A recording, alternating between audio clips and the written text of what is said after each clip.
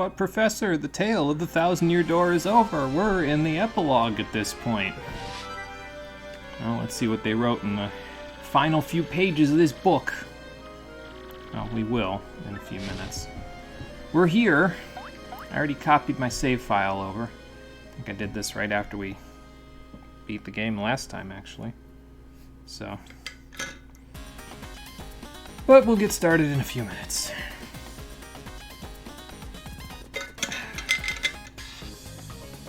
Hey, Dr. Shio, welcome back. Yeah, special bonus time. Special bonus episode time it is. There isn't too much post-game content to cover, but... well, thanks to a certain badge setup, we will be able to cover all of it today. Yeah, we're doing the pit. We're going to go all the way down. I didn't originally intend to go all the way down because I wasn't planning on setting up Danger Mario, but I'm going to set up Danger Mario live in real time. I already have all the badges for it, though, so it's fine. It won't take too long, and then we'll do the whole pit. And the pit should take about an hour, I want to say, as opposed to the 4 hours I was expecting it to take when we did this, if we did it normally. So yeah, we'll be doing the whole pit today. Lifeblood's here as well. Hello, Lifeblood. Welcome back. We are about a minute out from starting out the bonus episode. And then we'll go from there. And Conker's also here. Hello, Conker. It's going good. How's it going for you there? Got my file all copied over, ready to go for the bonus content. Before the pit, check the Rich City. Oh, yeah. I know about the cameo appearance in the Rich City. It's a part of one of the other troubles that we can do in the post-game, so we'll get to see that. So I know already what you're referring to, Lifeblood, and I will show it, not to worry. Chilling at home. Sounds like a plan, Conker. You chill at home, then. It's always good to chill at home. That's true, I didn't play the first game, but I think... I think I looked it up at one point or another. I might have looked it up way back in the day when I played this the last time. I might have said, you know, I feel like I should know who this is, but I don't know who this is. Who is this? And then I looked it up and I was like, oh, okay. So, but we'll get to it. Speaking of which, we'll get to it right now because my timer is about to tick over to 4:32, so I might be a minute late from when I normally start. Oh no. Alright, let's get going.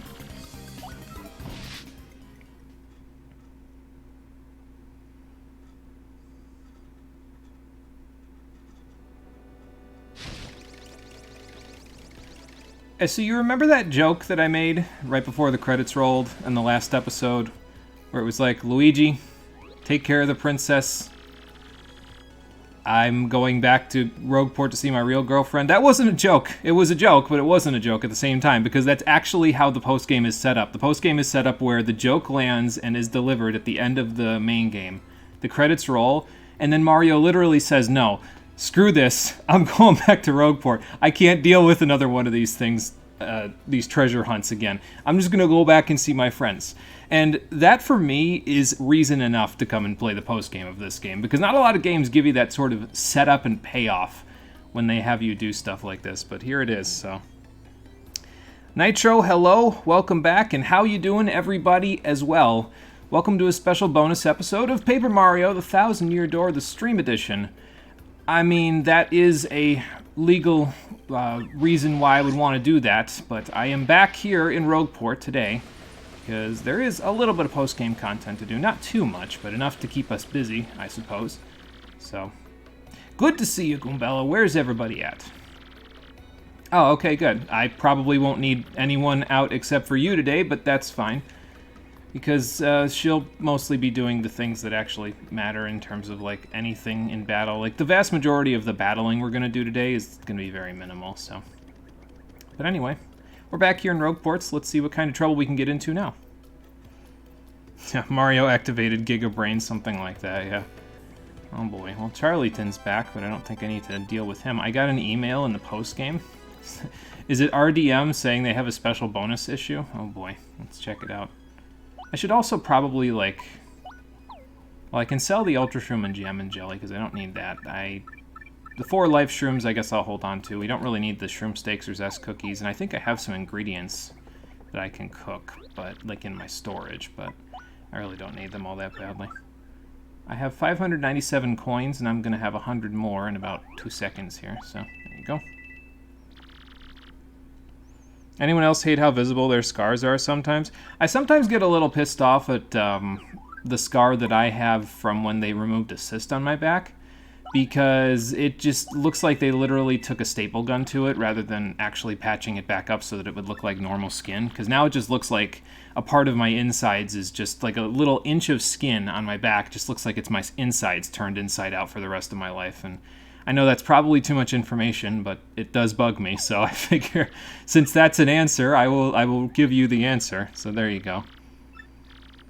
Let's see, so we need to withdraw some things. I know at the very least, let's see, we could make, let's see, I don't really need any more booze sheets. I've got 2, that's really all I need. I don't need more life shrooms. We could make another shroom steak, and we could also make another zest cookie. Maybe I'll make those. Basically what I need to get today, I need to get a mushroom and a cake mix out, because those are going to be useful for one of the troubles that we're going to be doing in the post-game here, because there's 3 troubles that will be in the post-game here that you could not get before this. So we're going to go ahead and take care of those today. You have a scar on your finger from when you burned it on a frying pan when you were 4? Oh, yeah. That'll do it. Those ones stick around for a while, at least from what I understand. I did not have a scar like that. I think I recoiled too quickly. Because I definitely burned my fingers on the stove when I was young, too, and I think I recoiled too quickly to get a scar on it. But from what I understand, those last quite a while, so... Sorry to hear it. Hopefully it's not too bad for you. Let's see. 1, 2, 3, 4, 5. So I'll have 2 less spaces of inventory here, so I'd have 13 items. Okay. Sorry, just doing a little quick math. And trying to do it on only 2,000 IU of vitamin D is sometimes difficult because I feel like I'm hungover the whole time. We bought the wrong vitamins when we were going to get some more vitamins at the store, and we ended up buying, instead of buying 5,000 IU of vitamin D, which my doctor has said I could basically take 1 a day for the rest of my life and I'd be fine, we bought 2,000 IU vitamin D3s, and I need to go to the store, like, now and fix that, because that is like cutting my vitamin D intake in half, and it is not okay. I do not feel okay. Oh boy. Anyway, enough about my problems. Let's take this zest cookie and then cook our ultra shroom, and then we will cook up mushroom and cake mix, and that'll be all we need. That's true. I could just take 2. That is also true. I could just take 2. Oh no, wait, I don't want to use anything else. Just cook that, actually. It's just the problem with taking 2 is that then the supply runs dry faster, so then you have to go out to the store more often. So I think that's why we bought 5,000 originally, was because they were like, well, we're all taking like 2 pills a day. So, yeah, I probably will just take 2 pills. The other thing is that I split the pills with my parents and my brother, so I'm kind of like, I don't know, maybe I should just get my own supply, you know, so that way I don't have to split it with anybody. But yeah, I probably could just take 2 and be fine. Anyway, so for the trouble that we're doing today, we need to cook a mushroom and cook a cake mix, and we haven't done this yet. So we're going to make a new recipe, even though it's not a good recipe for this point in the game. It'll do. Anyone else ever try vanilla extract? I think I've had vanilla extract at one point. I don't remember what it did, but I think I've had it. Yeah, and I don't remember what it did, and I don't remember how I felt about it, but I definitely feel like I've tried it at some point. So anyway, we made a shroom cake. It's basically a slightly less effective zest cookie. I guess it would be more affordable if it wasn't for the fact that Luigi is hogging the mushroom space in the Rogueport main plaza there. So, like, you can't buy mushrooms here anymore. You have to go all the way to Petalburg to get one. So at that point, you might as well just go get gradual syrup, you know? But anyway. Let's sort through our items. We're going to have to get some more star power together, but I'm not too worried about that, to be honest. So we'll get rid of the shroom cake as part of our troubles. We got 3 zest cookies and 3 shroom steaks. I don't really think I need to worry about more boost sheets, like I said, so I think we're good. Alright, let's go pick up some of the troubles, because there are 3 available, and they're only available in the post-game, so I guess it gives you some incentive to come back and see that it wasn't just a joke in the end of the credits there, before the credits. It was actually true. Mario is sick of the princess's shit, and is going back to see his friends instead of going on another treasure hunt where an ancient demon will probably be spawned, so... Excuse me. Hey, Marie's here as well. How are you doing? Welcome back. We are... Did I not turn this one in with Gold Bob? I guess I didn't. Well, we can capitalize on that one now, I suppose, before I do anything else. I guess we're going to get to go to Poshley Heights a little early. That's fine. And then we'll come back after that. So I guess we didn't do all the troubles before. Where am I even going? I need to go to Poshley Heights. It's down here. Although, while we're down here, we can go check on Tech, because apparently he survived somehow. So we can go back to the moon now. And that means that the star pieces that were up there are not missable. So, because you can just go back in the postgame after Tech returns from the dead miraculously. Welcome to hell, enjoy your stay. There you go. But yeah, see, the teleporter works now. We can hop on back up here, and then we can go all the way back to the XNaught Fortress to listen to the banging theme again. Even though we'll only be there for like 2 seconds to go see Tech, and then we'll be out of here. I think there's even XNaughts up here again for some godforsaken reason. I don't know how they got back here, but whatever. It's probably just because it's all repopulated, you know?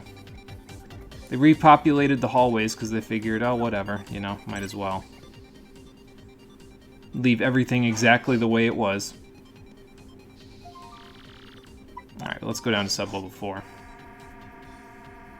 You're okay with that? You just got out of hell at work, actively looking for a job to work that pays more and will be temporary AF.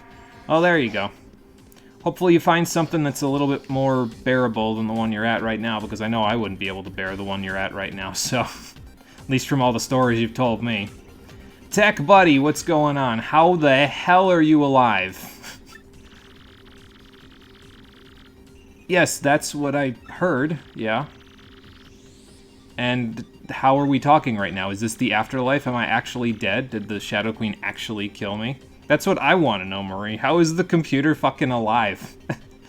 Like, he basically got lobotomized at one point, and then he blew himself up, and...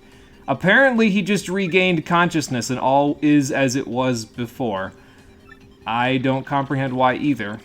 I think it's mostly just for mechanical reasons, again, to make sure that the star pieces aren't missable, because, I mean, it's a Mario game. If they made stuff that was, like, missable in it, it'd be kind of like... It's hard for the target demographic to be like, oh, there's missable content in this game, but I'm 8 years old. How am I supposed to know about that? And it's like, buy a guide, kid. It's like, no, Nintendo...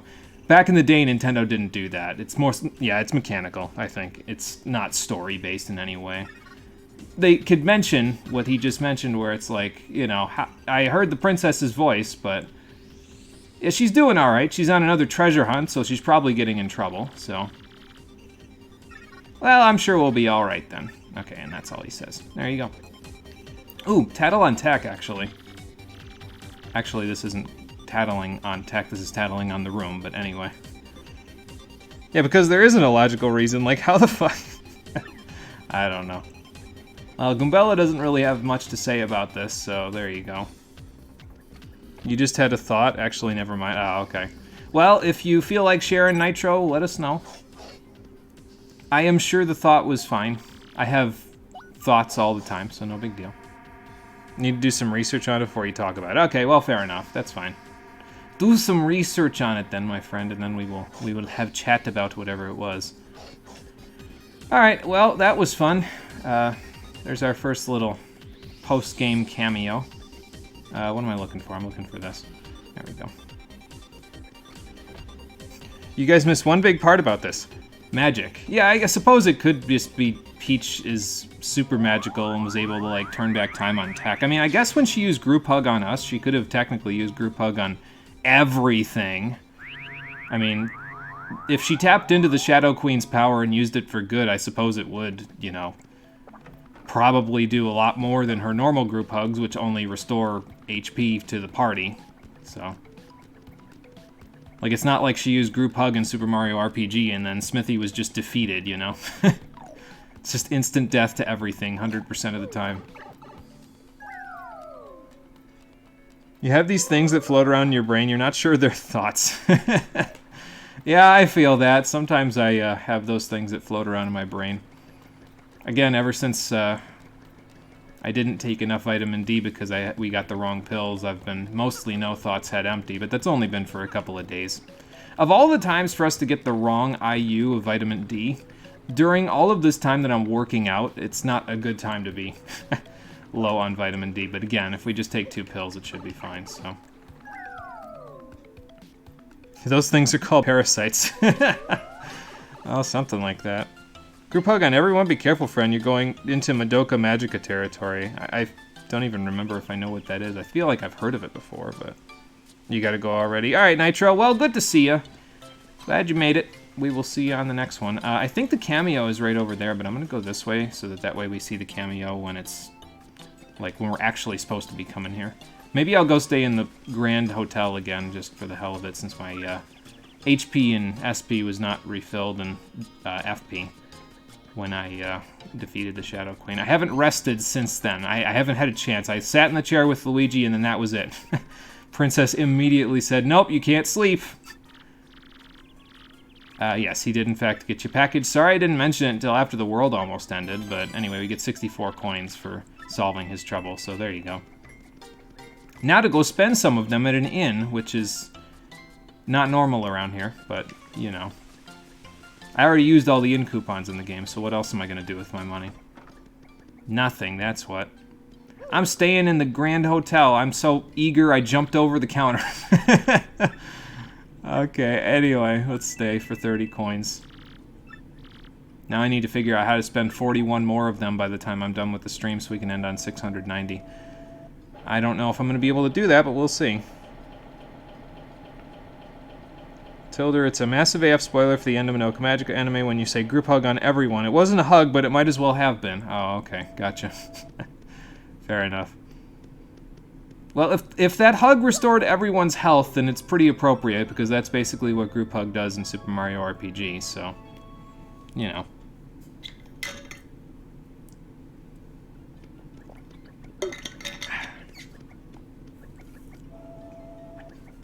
Alright, Goombella, that's our first stop done. Let's go take care of the other stops. Because we got 3 more stops to make. I guess since I did the Poshley Heights, this trouble that I was supposed to take care of before this, since I just turned this one in, I might as well do the other Poshley Heights trouble. Before we go to do... There's 3 troubles. There's one in the Boggly Woods, there's one here in Poshley Heights, and then there's one that's in... well, it starts in Far Outpost, and then you end up going to the Pit of 100 Trials, so... Yeah.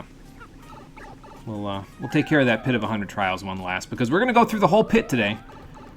So there you go. I could go to Keel Hall Key. Yeah, I might as well, because we're not going to get to see Cortez again, so... Might as well go to Keel Hall Key and take the boat back, rather than fight the enemies, you know. You shouldn't spoil that one. It restored something. Okay, well, fair enough. I'm glad it restored something, rather than, like, I don't know, group hug on everyone just killing everything, you know? Oi, how's island life going? Oh, yeah? Cool. I did. I'm still the champ. You should see if the Admiral's going anywhere. He's got to help me with this stuff first, but then, you know. I mean, that is practically my job description, so... It's something, alright. Fair enough. Oh yeah, and we can go see my old friend Wacka before we go, one last time. See how he's doing. And no, don't worry, I'm not gonna Wacka the Wacka. I haven't been saving it until just now to whack him upside the head. That's not okay. Don't whack Wacka. You can get plenty of good healing items in the game. You don't need Wacka's bumps. It's not cool. I'm glad you've got good weather again, Wacka. That's the idea. Every day is paradise here, as long as you stay well away from the ghosts. It's kind of funny with Wacka, though, because, like, you'd think that since he lives underground, he might have come in contact with Cortez's ghosts by this point, but what are you doing here? Okay, sure. I'm choosing to plead the fifth on that one because I'm staying away from the princess for now. Because I don't feel like going on another trip with her. I need some space. Take me back there, Cortez. Let's go sailing one last time. You envy that mole. He just has no problems in the world at all. Why is Monsieur Dupree French? I have no waking idea, to be honest. Because Nintendo. I suppose that's fair. Then again, you get French people that speak like... I think if I remember right, the colloquial term for when they say French words mixed in with English words in video games or any other media is franglais. I forget if that's how you pronounce it, or franglais. I forget. But it's like a French and English combination. And it happens in a lot of different video games, and I have no idea where the trend came from, and I don't know why it stuck around. Because it's just kind of odd, you know? I don't really understand it. Like, I don't think that people talk like that, do they? Like, they don't... If you're, like, natively from a country that speaks non-English, and then you come to a country that speaks English, and you know both languages, I don't think you mix the two together in conversation with somebody, right? Like, you just natively say one or the other, depending on who you're talking to. I would think, anyway. Oh, excuse me, again. Lunch is attacking. I just did a rinse. I'd think it wouldn't be attacking, but... Just imagine if we had a German English speaker in a Nintendo game. That would be something. It would there would be a lot of long words in their sentences, I think, because they would explicitly pick the longest words because some German words are like really, really long to be the ones that they keep. So, uh-oh, Bub's having some problems. Help me make up. So let's help Bub first, then we'll help Doty, and then we'll help Swab out because that's the one that takes you to the pit. So, Bub, help me make up. I got in a fight with my mom, and I need you to help me make up with her. Oh, that's kind of not okay, but we'll help you out. I'll be waiting near the Sanctum in Poshley Heights. So let's help Bub out. He's been a cool guy this whole game. Let's go help the little guy out. Because, I mean, if he doesn't make up with his mama, well, we don't want them writing him out of the will or something. You know, that wouldn't be good. How would he ever become a train engineer then? I mean, I guess by hard work, but I don't know if his family knows the meaning of hard work. Considering they're all rich, but I don't know, whatever. We could totally do that with Duolingo. Learn enough of a language to splice it in a normal conversation, but purposely pick the longest words possible. Yeah, just to mess with people, right? There you go. Oh boy. Like, sometimes when I am doing, like, Spanish or French stuff and somebody says something that's relevant to a Spanish or French sentence that I remember, I will say it completely in Spanish or in French, and then they'll ask what it means, and I'll tell them, but it's not like I'm saying Spanish and English and Spanish and English, or French and English, French and English in the same sentence, you know? But I don't know. Anyway, here's the cameo appearance. Hey there, Lady Bo. Lady Bow. She's probably not pronounced like the part of a ship, and she's probably not just pronounced Boo, but with a W because it's fancy. I don't know. You don't speak monolanguage. As German English speaker, you can confirm you will mix the language. Okay, see, that's always seemed like a myth to me, but it's good to hear that, like, confirmed one way or the other, because it's, I don't know, it's always to me seemed like a myth, but I'm glad to hear that it's not a myth, and there's, like, actual evidence that it happens, so that's good. Anyway, yeah, Lady Boo's here. We will tattle her, yes we will. It has been a while. So long, I can't even remember what happened the last time I saw you. Probably because I've never played that game. She was one of the partners in Paper Mario 64. I don't know why she's the only one here, though. Like, maybe she was the most popular one? I don't know. Or maybe it's just because she was fancy and they were like, well, you'll be coming back to Poshley Sanctum, so you'll see her on the way. I suppose that's fair enough. That is a laugh. Sure, whatever you say. What do you got, Goombella? That is her. Still don't know how to pronounce her name. I don't even know, Goombella! That's what I'm saying. I don't even remember her. Well, there's a hole in the timeline happening here, apparently. We'll have to fill that hole in one day. Yeah, that's probably it, because she's rich and she can be here. So, Like, I'm not sure why Nintendo specifically put her in, but yeah, for her being here in the Sanctum, yeah, in Poshley Heights, yeah, it's because she's rich and she can afford to be here, so. I probably did. Whenever I remember it, I'll tell you sometime. I'm already going to tell Koops about all of Super Mario RPG one day, but we'll get there. And this must be her butler. Well, that's cool. That might have been her defining character development traits in 64. Anyway.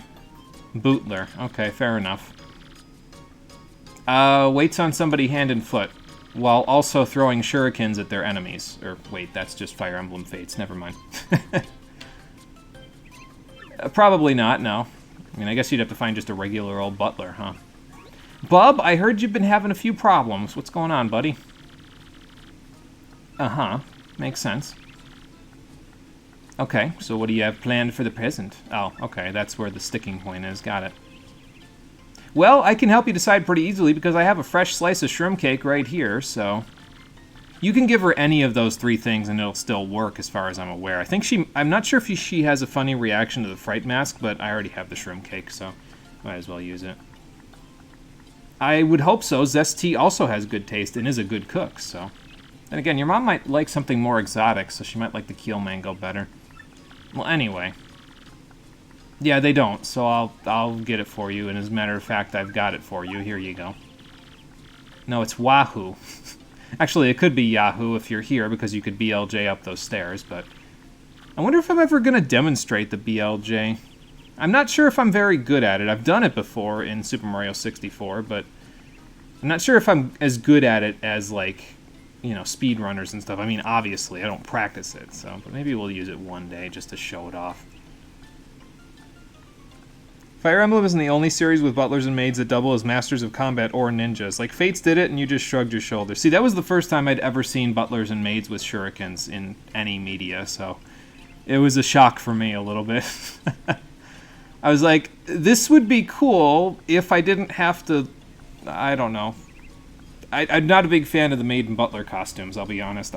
I like the idea of the class being kind of like a debuff and support class, but I'm not a big fan of the outfits. So, maybe it's just me. Hopefully you didn't tape the letter to the piece of cake, because that would not help the cake at all. I don't think she could stay mad at you if you went through all the trouble of doing that, but... Alright, sure, I'll do it. We got a present, so now we gotta take this over to his mom, and there you go.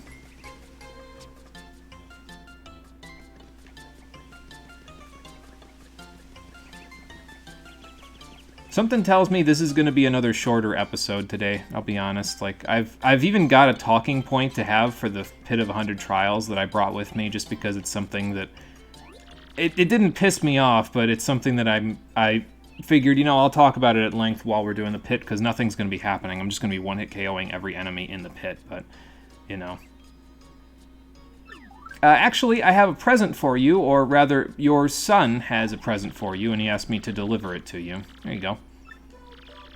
Dear lovely mama, I'm sorry I didn't do my homework. Oh my god, from now on, I'll do my homework and try to be a good babam like papa. And I will give you good food and a nice house and a pretty hat. So please don't hate me, from Bub. That's so sweet. This little kid. Well, yeah. Oh boy.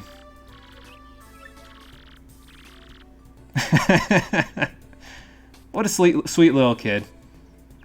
How nice of him. No, I get it. It's fine. It's a wonder I'm not breaking down right at the moment, too, considering. Okay, sure. I'll play telephone for you. That's what I figured. I mean, he could probably get through school without doing his homework until he got to college, but if he wants to be a train engineer, he's really going to have to buckle down and study, because that's a hard job, so there's a lot to study with that, so. Okay, cool. Can do, Sylvia.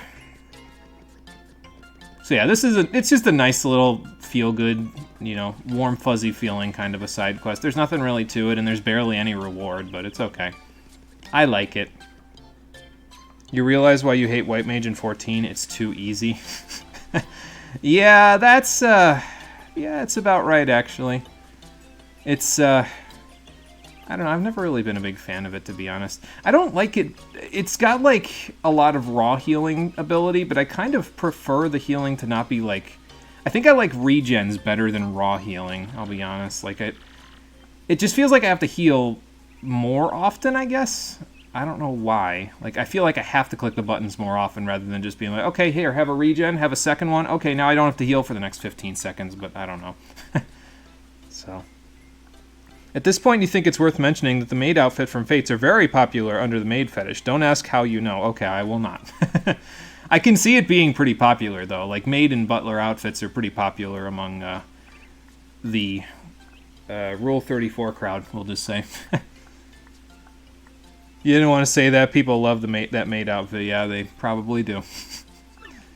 She did, actually. She said she's not mad. Yep. Nah, actually, it's all thanks to you, Bob. I'll be honest, dude. You practically put the waterworks on her, pretty much, with that little heartfelt letter. Oh, your entire fortune? I don't need that. I've got enough of a fortune myself, but thank you. It's okay, Bub. You can save him up later. But he gives us 3 coins. Fantastic. And that takes care of that. So yeah, just a nice little easy feel-good side quest. Just go grab an item and... You get to see their family get put back together. It's kind of nice. People love that maid outfit, my friend. Accentuating the love. Oh boy. That must mean it's really, really interesting for some people. We can take Jumpman off, by the way, now. We don't need that. I will need Chill Out and First Attack, though, when I set up the Danger Mario setup in a little bit.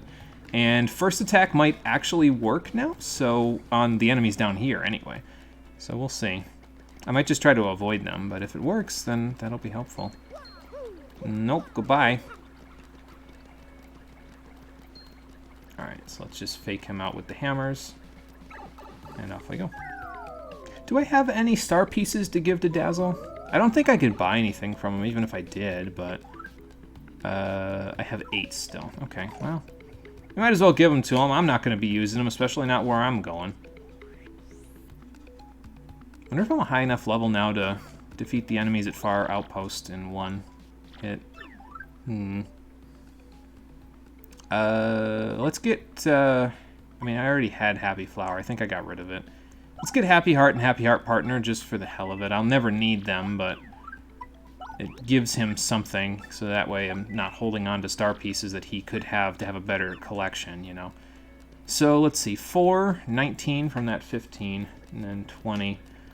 So there's 39 star pieces out there that we did not find. I mean, that's not too bad. It's still a failing grade, but what the hell do I care, right?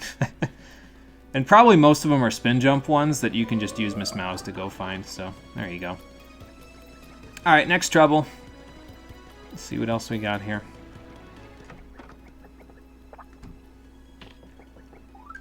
We got Doti. Roust these cads! I really wanted to see the Great Tree, but there are many cads in... You don't need to say cads. You could have just had Roust these cads be the title to be eye-catching, bro. Won't someone please roust these ne'er-do-wells? I am waiting in Boggly Woods near the Great Tree. This person is very old English. That's cool. Anyway, we gotta go back to the Great Tree. Actually, I think we just have to go straight back to Boggly Woods itself. Like, it's probably quicker to go back to... through the Boggly Woods pipe to get to this one. So we're gonna go there. And see what we can find. And I'm also going to save because there's a block right here, so I might as well. I should be taking a drink while I'm doing this, so I'm going to do that too. There we go. Alright, back to Boggly Woods for one more little quick adventure. Quick jaunt, and then we got to go all the way back to Far Outpost and see what they've got going on over there with Swab.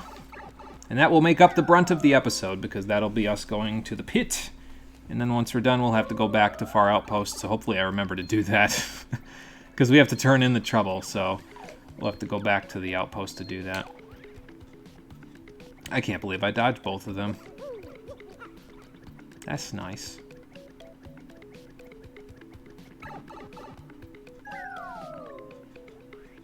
I don't think anything that he has you fight here is too difficult, though, if I remember correctly. I think it's mostly just like the stuff that was in the woods to begin with. It could be tougher stuff, I guess, but I don't know. But here's Doti. What's going on? Yes, I took your trouble, as a matter of fact. Brilliant. Brilliant! You know, you could have just... Well, actually, no. If the thugs up ahead scared you, you couldn't just take the shortcut pipe at this point, because the enemies down in the sewers are worse than the enemies here, so... Excuse me. You know, it feels weird that this should be, like, the trouble of just some random toad dude. Like, I feel like this should be the trouble of that guy that was of Monsieur Dupree, the one who was out at Keelhaul Key that we just saw with the pink afro. I feel like it should be his trouble, because I feel like he should be the one that... Where it's like, contending with goons is not part of my repertoire, you know? But, and also he's a recurring character, so rather than it just being some random toad, it would make sense, but I don't know. Anyway, you gotta kill all the enemies on the way there, so we'll do that for him. And since we have first attack, we can just bonk them, and they die instantly. And that's it. Just kill those 3, and it's over, essentially. So first attack is pretty good. If you have bump attack at this point, it's even better, because then you can just put chill out on and then bump right into them and they die. But there you go. So. Oh, okay, fair enough. What did you buy for lunch that cost you 20 coins? Holy crap. Or, well, more than 20 coins, considering that was his change.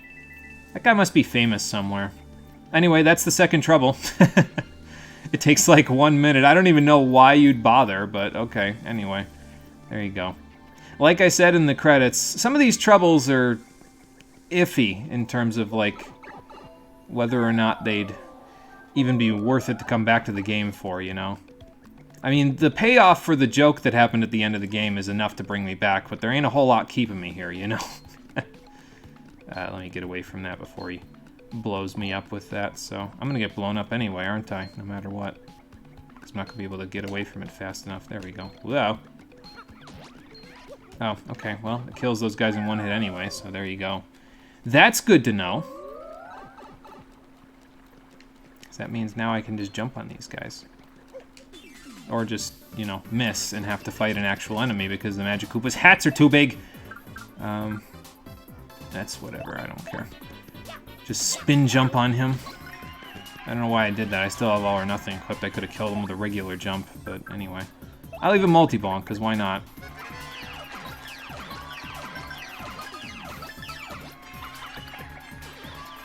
Very good, very good. We got that 1 star point. We're moving up in the world. We'll level up again in... oh yeah, I unequipped Flower Finder. I'm like, why am I not getting any flowers? It's because I unequipped it, so let me fix that real quick. Might as well put these down there as well. What can I unequip for Flower Finder? All or nothing, definitely, because I'm not going to need that anymore. That was there for risk and reward, but... actually, I don't want HP Drain yet. I'm going to use HP Drain when we equip all of these Power Rush badges, but... yeah, I don't need those just yet, so... we'll get there. Or I could just fight this guy, too. That works, too. Oh, he's even got a badge. That's interesting. Might want to take a look at whatever that is. And go buy some gold bars with it when I find out it's useless. Let's see what he's got. Because I don't remember what this badge is. It's probably like a... okay, it's a Mega Rush. I was going to say, it's probably like a danger or peril thing, but... there you go.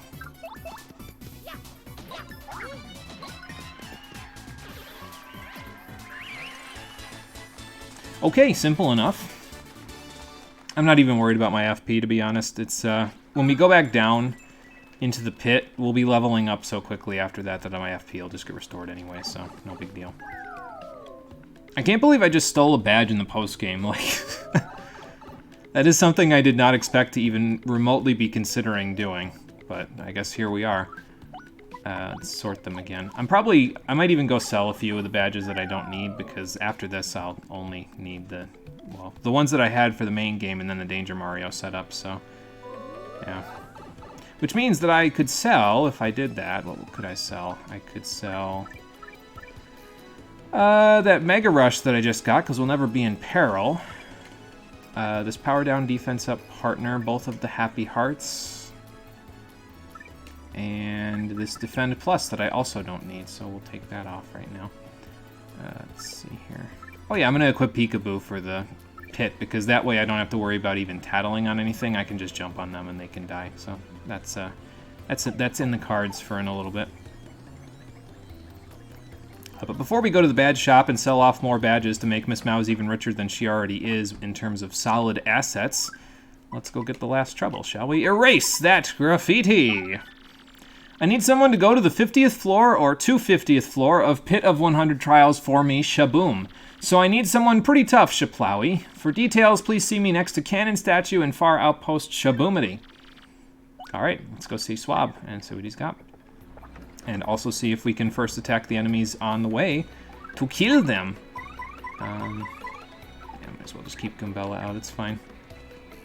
This is Hang Out with Goombella Day, apparently. Her and Miss Mouse, and that's it. Everybody else got their licks in the final boss fight, and now they're all taking it easy. Alright, so let's go sell those badges I don't need. I might even go down and buy some gold bars, if I'm honest. Oh, Luigi, you're back here. Have you now? What made you decide to come back here? Did you leave the princess to her own devices? Apparently Toadsworth did too. Nobody wanted to handle her shit.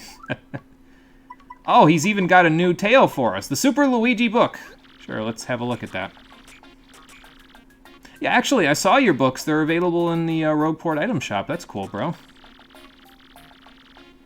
Aha, fair enough. So kind of like what I'm doing. Hell, man, I'm sure that people would play the game about your Marvelous Compass adventure, but we've already said that before, so... Oh, wow, nice. Good job, bro. You're making it in the world. I'm glad. I'm proud of you. Oh, yeah, it kind of is. If you buy the first volume, then there's, like, multiple volumes that will still take up that spot. So you can buy, like... There's, like, 4 or 5 volumes of this thing. It's crazy. Basically, it lets you read Luigi's Adventures whenever you want without having to listen to him. So, there you go. But, I mean, he's right here, and he's my brother, so I might as well listen to him talk, you know? I mean, I guess I could if I wanted to support you. But I have enough money to support both of us at the moment, so it's probably fine. And I'm about to get more, so much so that I'm going to need to buy gold bars in order to keep my money down, but anyway. Let's round out Miss Mouse's collection. I wonder how much that Power Plus partner is. It's probably like a lot of money back there, sitting on the counter. We just scroll past all this stuff. Oh, there's so many Power Rushes, it's ridiculous. Alright, get rid of this Mega Rush, I don't need it. And then, actually, I'm going to go this way because, oh my god, Defend Plus is 150 coins. What the fuck? Anything else? Happy Heart and Happy Heart Partner are 75 by themselves. I'm going to have to go buy the gold bars before I even sell that Defend Plus. What the hell? This game's economy is ridiculous. It's so player-friendly. It is not good for these item shops at all. Probably because you're not supposed to really sell these badges. Like, nobody that I've seen play this game on YouTube ever sells the badges. They just keep them. And I'm like, okay, but my inventory space is clogged up with all this shit that I'm never going to use. So why would I do that? Why wouldn't I just sell them, you know? But that's just me. Should we go to Far Outpost while we're down here getting the gold bars? I might as well, right? I'll go get the gold bars and... No, actually, because I'm going to go towards the pit by getting the gold bars anyway, so let me... well, first of all, let's go to Far Outpost to pick up this trouble, and because you can't actually go to the pit until you go talk to Swab and see what's up with the graffiti there, so... We'll go talk to him first, then we'll go buy those gold bars. And stick them in my storage space with the other life shrooms and everything else I'll never use again.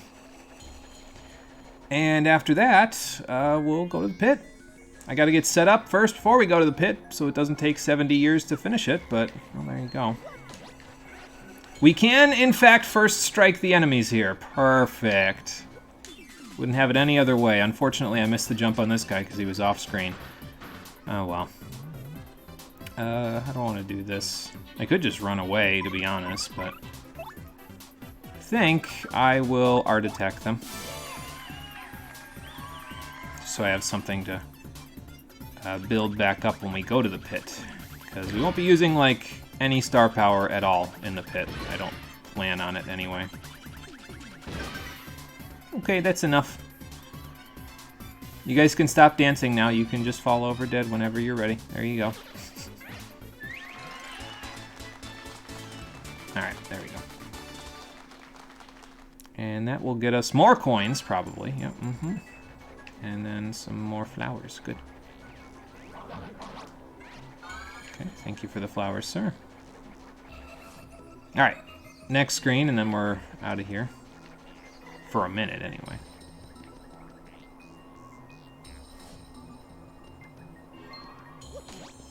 Okay, there we go. Just gotta listen for that sound effect, and sometimes it's kind of hard when you have the volume down so you don't get an echo on the stream there, but... Oh, there you go. We're good. That was why I was being so quiet. I was like a hunter in the night, you see. I had to listen very carefully for my prey as I stalked them through the outpost. And we're going to have to go back through that screen a couple more times, but anyway, it's okay. I think this is Swab. Let's find out. I did agree to help with your trouble, yes. Well, you're welcome. I know of it, yes. Really? I mean, I guess Rogueport is a town of a lot of rumors, but that one seems a little strange. So you exploded your wish into the wall? Wow, that's a very articulated explosion. Oh, great. Okay, well, fair enough. I could go erase it. I'm already going down there anyway, so... Oh, yeah, it is kind of troublesome to get down there unless you're going to have a specialized setup like me. Actually, the 50th floor isn't too bad, though, but for a single bomb, it might be tough. But for us, it'll be fine. Hell, it'll even be fine for us to go down to the 100th floor, which is where I'm planning on going. Incidentally, do I need any items while I'm here? Excuse me. You know what? I might withdraw a couple more boost sheets before we go, just because they might come in handy for... I don't know, in case we somehow manage to mess something up so badly that I use all my life shrooms or something stupid like that, so... But yeah, like, we got all this inventory space, so I might as well take them out, you know.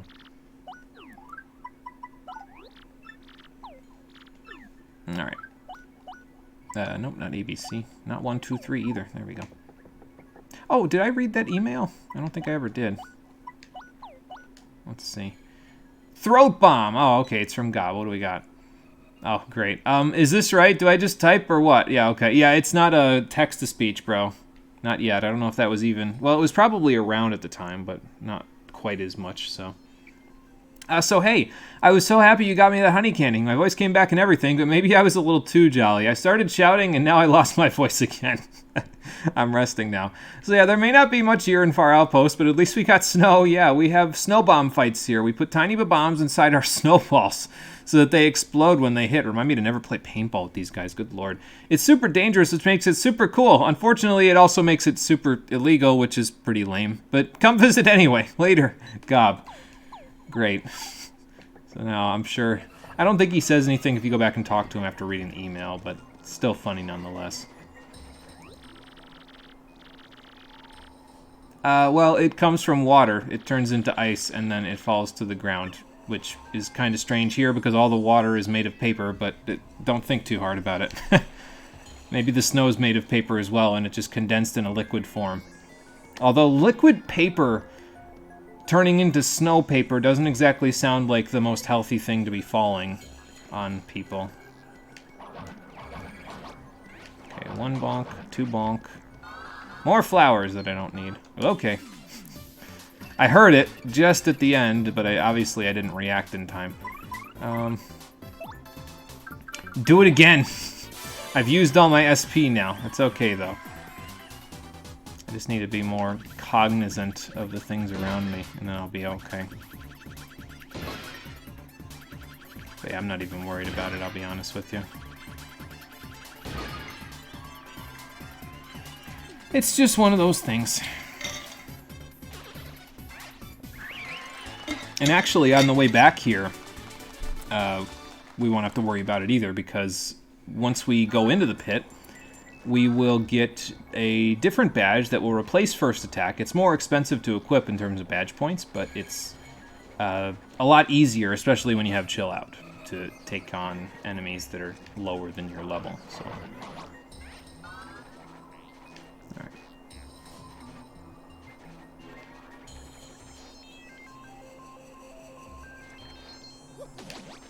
Oh my god, I got a double. I just multi-bounced outside of combat. What the hell? Oh, that's funny. I didn't know you could even do that. Alright, anyway. Let's go back this way. We'll buy the gold bars, and then off we'll go. Incidentally, let me check something real quick while I'm thinking about it right here. Let's see here. What do we got? Aha! Okay. Sorry, I just had to double check something on my phone concerning the stream itself. So. Right. And good, I didn't fall off before I left. Okay, so we will go and we'll buy gold bars with our 958 coins, because if I go into the pit with so many coins, I will get, I will basically cap out and I won't have any need for the coins. So instead, let's go buy some gold and invest in a lot of it. Like, for example, 6 gold bars. So there's that, and we're going to buy some more. As a matter of fact, I'm going to buy 7 gold bars, because that will get us to exactly 69 shop points, which is right where I wanted to be for the stream to begin with. So there you go. Should fight 2 more times to level up. I could do that, yeah, and actually I'd only need 1 more now that I've got the 99 star points.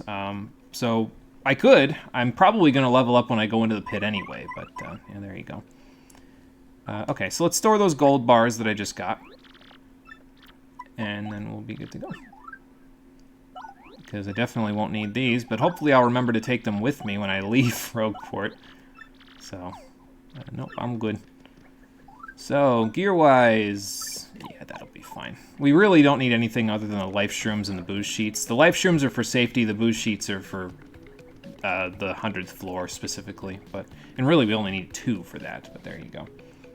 Alright, but anyway, we can go down to the pit now, and we can take care of the graffiti that Swab had down there. And you could go down legit like I have myself equipped now, and you could try to fight your way through and have enough items and everything. If you have the strange sack and you've got 20 healing items, you could probably make it through okay. But, oh yeah, actually, before I want to go sell that Defend Plus. Yeah, I forgot about that. So let me go do that, and then we'll set up Danger Mario. And by that I mean Danger Waluigi. And once we have that all set up, we will go from there. We'll go right back into the pit, and off we'll go. Hell, I might even get into one more fight before I get to the pit, just so I can level up. And it probably won't even be on purpose, either. It'll probably be on accident. So. Alright. So let's go sell this Defend Plus, because I'm never going to use it again. And then we'll be good. And I'll actually be at a halfway decent, low-ish amount of money. So, I never checked on these. 280 on a deal for a Power Plus partner. That's interesting. Well, there you go. Okay, so we'll sell Defend Plus, because I won't use it. Honestly, you don't trust the dark market of an already criminal city with shit. I suppose fair enough. They do just kind of have them out on the counter. It's a wonder that those gold bars they're selling on the counter aren't just like my gold bars that I just bought, you know? But anyway. Let's see, what else do I need? Ooh, actually, how much money do I have now that I have that? Because I'm going to need a little bit of that. Okay, I have 298 coins. That should be, as a matter of fact, it is enough to set up Danger Mario, so. Goat's Harbor and Ocean's Heart, port town run by pirates. Oh yeah, that's a great place to invest your money. There's a funny side quest you can do there. Probably pertains to what we were just talking about then. So setting up Danger Mario is not as simple as just equipping all of the badges, because the idea behind Danger Mario is that you take all of these Power Rush badges that you have here, and as a matter of fact, first thing I'm going to do is I'm going to unequip... No, I don't want to unequip multi-bounce. That's actually the crux of the whole strategy, so... But we'll equip these here. But it's not just enough to equip all of the Power Rushes that you have. You need to get yourself down to 5 HP or less in order to take advantage of the Danger Mario setup. So what people like to do is, well, first of all, they like to save their game. That's pretty interesting and useful. Is they like to go in here, over to Chetrippo's. And Chetrippo is the wizard that lives in this house back here, and I think I showed him on the stream. He offers up adjustments to stats, either for yourself or for your partners. For now, having him switch around the partners, it won't matter because they're all fully upgraded. But for me, I definitely want to be upgraded. So here's what you want to do. You will up a level of something, and you will down a level of something. And it costs 39 coins each time. So what I'm going to do is I'm going to up my BP and drop my HP. Let's see, 30, 25, 20, 15, 10, 5. 6 times. And I need to mute the audio so I don't get that dumb copyright thing again, don't I? Yeah, I might as well. Because it's the same wizardy sound effect on this one.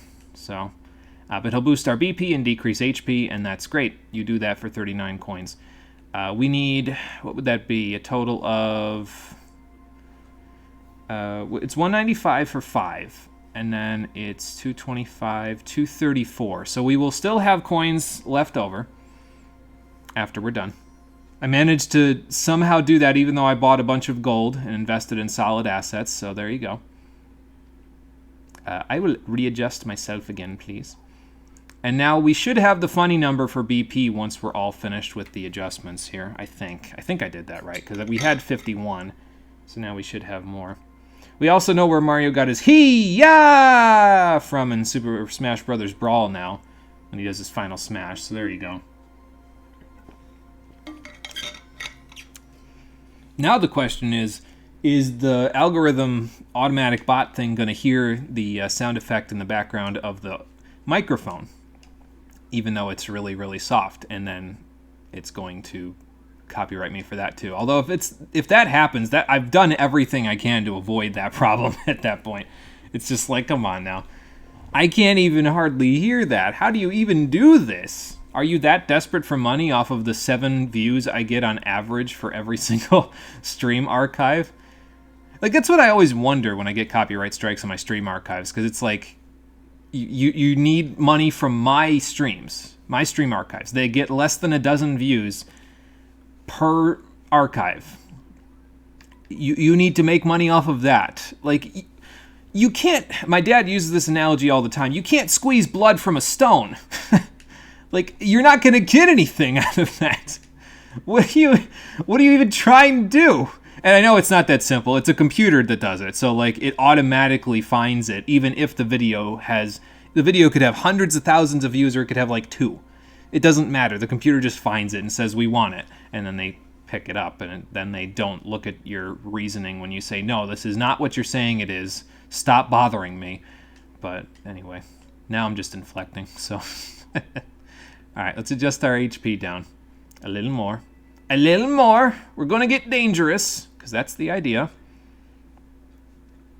Probably not. You didn't hear it. Okay, good. Fair enough, then. Oh, the funny side quest you do in Goat's Harbor and Ocean's Heart involves a flail and dynamite. Oh, that sounds fun. It's like another I was going to say another episode of The Hangover, but that was a movie, not a TV series, so there you go. Oh, boy. Alright, so now that we're at 10 HP, we're back at where we were in the base game, but for some godforsaken reason, the programmers decided it would be okay for you to... Okay, we're going to have 66. That's fine. We'll get to 69 when we level up in like 1 second. But for some godforsaken reason, the programmers decided that you would be able to adjust your HP down to 5. I don't know why, when you started with 10, they would let you put it down to 5, because then you could take advantage of stupid stuff like what I'm about to do, but, well, there you go. Yeah, another episode of the movie. Yeah, exactly. I'll be okay. Oh, man. And with that, Mario is in danger. But now we can actually laugh about it because it's actually good for us. It's bad for Mario because from now on, his default state is being probably about as tired as I am right now. So there you go. Like, you walk around and he'll be fine, but as soon as you stop, the poor guy just slumps over because he's dying. He only has 5 HP, so of course he's going to be dying. But basically what this does is it puts you in danger 100% of the time, and that means that any badges that that proc when you're in danger will now proc all the time. Which means now I can take all these Power Rush badges and I can turn them all on. And I can use this as a thumbnail, so I'm going to do this real quick. And you can turn them all on, and all of them will activate, and they stack with each other. So, let's see. We have a base attack power of 3 with our multi-bounce right now, so now we've got 5, 7, 9, 11, 13, 15, 17, 19, 21, 23, 25, 27, 29, 31, 33, 35, 37, 39, 41, 43, 45, 47, 49. Let's go unequip some things so we can get 51 and 53. So you have how many of those? 25. I have 25 of this badge. First attack doesn't work in the pit, by the way, so we can just turn that off. Power rush, there we go. Let's see. I probably won't need damage dodge, I'm pretty lucky. I will need flower finder still for the setup, so I need spike shield. These are fine. Quick change is fine. So what else do I want to unequip here? I guess I gotta unequip these because I got a few other things I want to equip here, like HP drain I want to equip. Chill out is equipped, so that's good. Yeah, actually that's it. HP drain, power rush, last stand, last stand. The last stands reduce damage. They stack with each other as well, so that will reduce damage to 1/3 of its normal value when I'm in danger, which means I only take 1/3 of the damage all the time now. So if something has an attack value of 18, I now only take 6 damage, which means I could barely not survive the final boss's charged up lightning attack now. And that's only 2 of them. So most programs probably aren't thinking about shit like this. Like, games of this time don't have as many people playtesting. It's also really hard to try to account for every contingency as a programmer. You usually try to do what you need and a bit more and say you're done. Yes, and all of that is fair. And to be honest, this does make my job a lot easier, because if I can equip this and it boosts my attack power by 53, or 253 with my multi-bounce, now I can just go through the pit at my leisure. Like, everything dies in one hit, except for the final boss of the pit. It has like 200 HP, but it will die in like 2 spin jumps or something ridiculous like that. I'm going to make it a little more interesting because I'm going to tattle on it, but yeah, it dies in like 2 spin jumps. So there is one more badge that I want to get though, and we'll be able to equip it once we level up in approximately 1 star point. So there you go. Excuse me.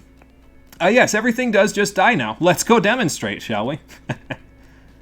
All right. Oh, actually, you know what? I forgot to do something back in the main game as well, so I'm going to go get that now before I go do the pit, because I think, if I remember right, there's a spring jump over here that we could then blow up the wall with Admiral Bobbery that I just forgot about completely, so I'm going to go see if I can find it. I think it's over there, but I think we have to fly over and then, like, blow through the wall and something else, so let's go see. Yeah, it's in that treasure box there. So let's go see. It's right here, as it turns out. And also, I think there's another house over in the background that I just didn't see before. Like, I didn't get to go to it because I forgot about this completely, so we'll just do it now while we're at it. Doing everything else. I don't know what's in here, but I'll take a look. 'Tis a Defend Plus partner, so now we can recoup some of the coins that we got, or that we lost buying all those gold bars, so... And now we'll go this way. I don't think that will stop me, that little section there. No, it won't. Okay. In what is easily the longest pipeline for a spring jump in the entire game, let's go... I have 64 coins exactly. That's hilarious. Oh boy. I mean, it's not the funny number, but if I'm gonna have 64 coins in any game, it would have to be a Mario game, and of course we do, so... That's great. Alright, who lives in this house? Because I always forget. Oh, it's just abandoned with the exception of a star piece. That's cool. I hope nobody needs this, because I'm going to take it with me. Sorry, Dazzle, this one's mine, because you don't have anything left that I can buy for one of them, so I'm just going to take it with me. Alright, so that's that. We'll go sell the Defend Plus partner later. We'll do it when we're on our way back to see Swab after we're done with all this jumping that we're about to go do. I did just kidnap that star piece. I'm holding it for ransom. If Dazzle wants it back, he needs to give me Happy Flower for 1 star piece. I couldn't really think of... I mean, I don't want any of the badges that he has now because they're just kind of there. I don't need any of them, but yeah. We don't need them at all. I don't even know why I went to go for that. I knew I wasn't going to make it anyway. Oh, well. Alright, Admiral, you can come with me. I'll probably get Goombella out because she's the only one that really needs to do anything. And I really don't need her until the 100th floor, to be honest, so... Yeah. But, we'll see. Do I want to level up before I go into the pit just to have the star power? I think I do, to be honest. So I think I'm going to do that. Do I want to fight the Magikoopa, though? I guess I will. Okay, so now let's take a look. Let's do a little test run, shall we? How much damage will I deal? 52. And in case you were concerned about your HP values, HP drain, it reduces your attack power by 1, but you get 1 HP back for every action command you do. Or rather, every action that you take in battle. So we'll get back 20% of our HP every time we attack. So that's just great. Nothing will survive. Nothing will survive at all from here on out. And we will survive forever because we get back 20% of our HP every time we attack. So, yeah, 104. Holy shit. Yeah, this is why I didn't use this in the main game, because it's fucking atrocious. It's absolutely ridiculous, and there is no reason for you to ever, like, not ever use this, because it's just too broken. There's nothing challenges after this. You could kill the final boss in 1 round by rally winking. It's ridiculous. So, let's get the funny number on our BP. We won't equip anything with it just yet, but there is something that I will equip in a little while. Once we get further into the pit. I need to get to floor 60 in order to get the badge that I want from it. And I think we might have had the badge, or it might have been available in the shop before this, but yeah, we don't need to worry about that now. No, he didn't deserve that, you're right. That Magikoopa had a family, and I took him away from that family. I erased him from existence. Fucking Thanos snapped that, man. It's funny because I'm also wearing purple. No, we needed to turn the M upside down, and I would be just as cheeky-breeky, but anyway. Let's go to the pit, and then we will basically make everything in the pit fall over, including the final boss, after we erase the graffiti. As a matter of fact, I'm going to keep the Emerald out explicitly because I need to erase graffiti on the 50th floor, and for some reason, him blowing the graffiti up will erase it. Probably because his explosion is more powerful than Swab's, I would guess, but yeah, anyway. Logic need not apply. We're going into the pit. Logic never applies in the pit.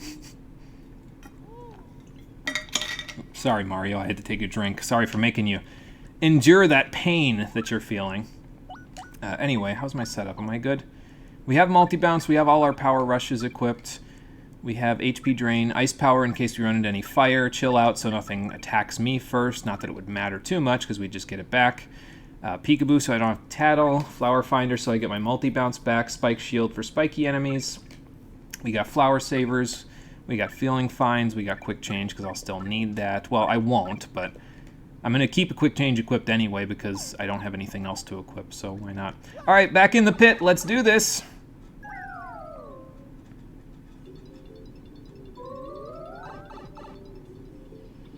All right, there we go. And yeah, first attack doesn't work in here, so you basically have to jump on everything and kill it, which is why I'm not really too concerned, because we'll just do that in most cases, and there we go. We will probably level up at least 1 more time by the end of the pit, though, because the enemies in here will give a little bit of experience. So, when you erase something from existence, shouldn't you also erase all signs that you ever existed? Because that tends to never happen when people get erased.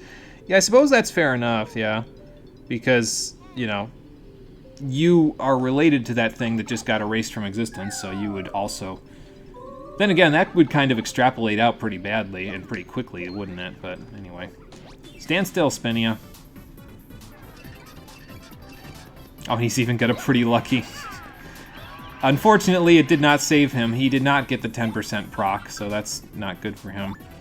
Alright, well anyway, this is what's going to happen for the rest of the pit, basically. We will just literally enter battle, multi-bounce, everything dies. It doesn't matter what it is. It could have spikes, it could be on fire, it could be in the air, it could have 4 defense. It doesn't matter. Everything dies, so... And then we can just collect up the spoils. With Flower Finder, we will always get at least 1 flower back from every fight. And then there you go. Easy as that. We could even use the hammer if we want to be fancy. I don't have to jump on everything. I still kill everything in 1 hit with the hammer, but yeah, you know. Like, you'd have to erase memories, objects, purchases, interactions, etc. Like, it gets complicated fast AF. Yeah, and I don't know if people really think about that when they're figuring that stuff out for their story, you know. Like, in a lot of cases, it just ends up being that, like, they get erased, but not completely from existence, because people remember them. So, I don't know. It's something. I think the funny thing, though, about our coin totals is that we'll probably end up at pretty high amounts by the time we're done here. What floor am I on? Level 4. Okay, so I don't know if this guy showed up previously when we were going into the pit, but this is a mover. And he will allow you to move through the dungeon up to 5 levels that you could skip, basically, if you pay him some money. So we've got a little bit of spare change, and we'll get a little more as we go through the pit, so I'll pay him the 30 coins to go down to level 9. And, yeah, we can't know where he's taking us, but there you go. We can head further down, and that'll take us to level 9 right away.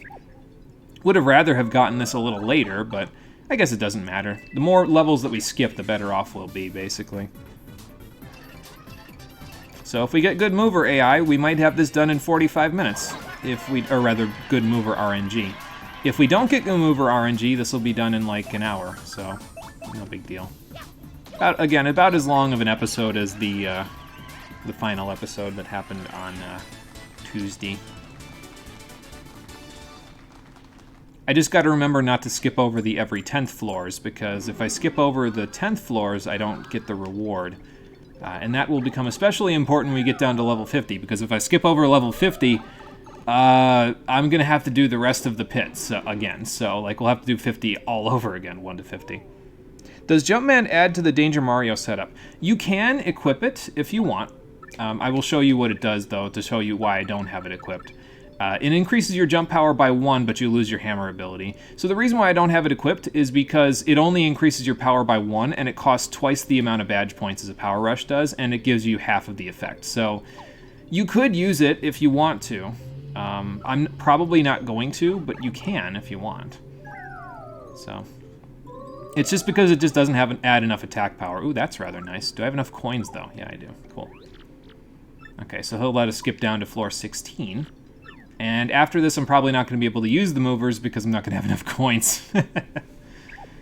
For once, we're out of coins in the game, probably because... Oh my god, and now I get another mover because of it. That's just great. For once, we were out of coins in the game, and that's hilarious because we've spent so much time with so much money, we don't know what to do with it, and now I have 17,000 movers that are showing up. So he'll take us down to 18 if I pay him the 10, so let's do that.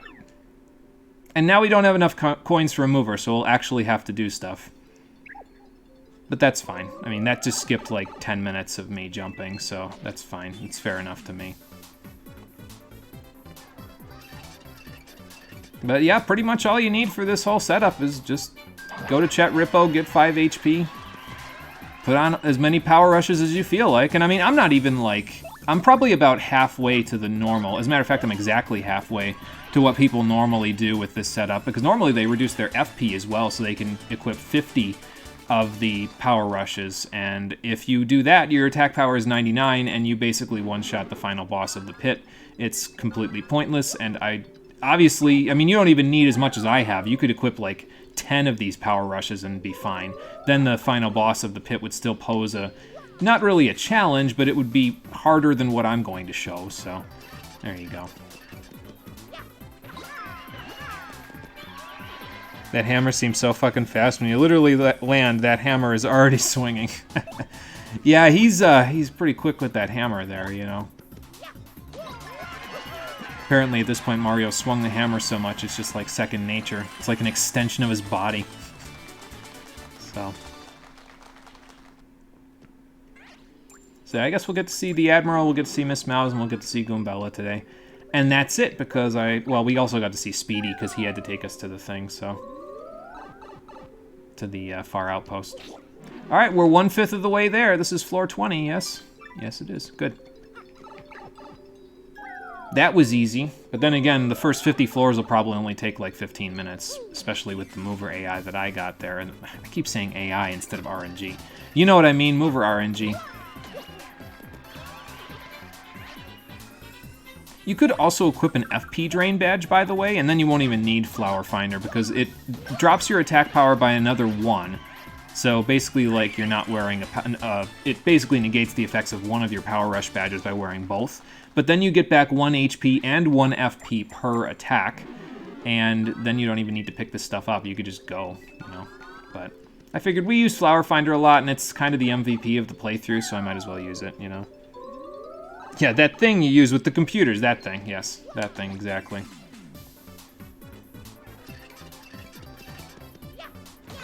We got bandits, we got 5 enemies, it don't matter. Everything just falls over.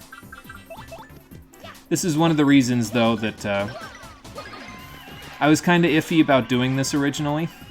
Then I decided, you know what, whatever, the setup is really easy to do, and I have nothing else to spend all my coins on except gold bars, so I might as well do it. Setup because it's just so simple, you know? There's nothing to it. You just throw on all these power rushes, and then you just go from there. Everything dies, falls over, so... Oh, okay. This Lakitu decided he didn't want to fall over to my hammer, but that's okay. Because I can get rid of him immediately, so... Oh, and the other nice thing about this, you don't even have to worry about any stage effects. The stage effects only activate after your first turn. So they'll never activate and, like, freeze you or something stupid like that before you even take your turn. So, yeah, there's no risk whatsoever with this particular setup. It is the most forgiving SOS setup in any video game I've ever played. Like, there is nothing that can kill you or even come remotely close, so...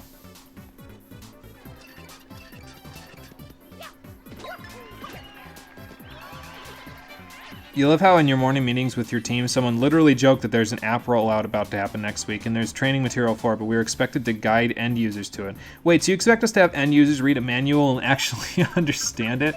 Yeah, that could be a bit of a pipe dream.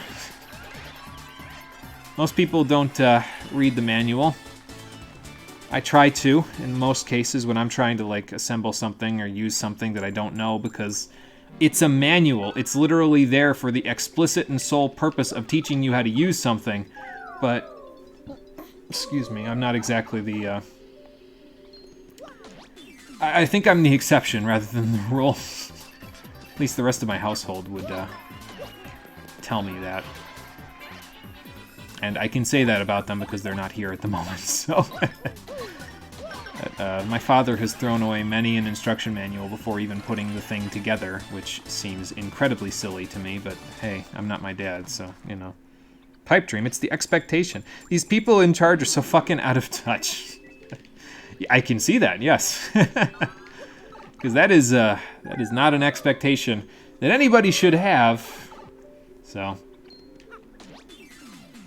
Alright, so pretty soon we'll start getting into things that are a little more interesting. I guess that guy's got an HP+, but does that even affect him? Oh, it does, okay. Well, I guess he's also considered a partner. So I guess HP+ just activates on anything. It doesn't even matter. It only gives him 5 more, so... If it gave him 50 more, that'd be a little more interesting, but it did not, so...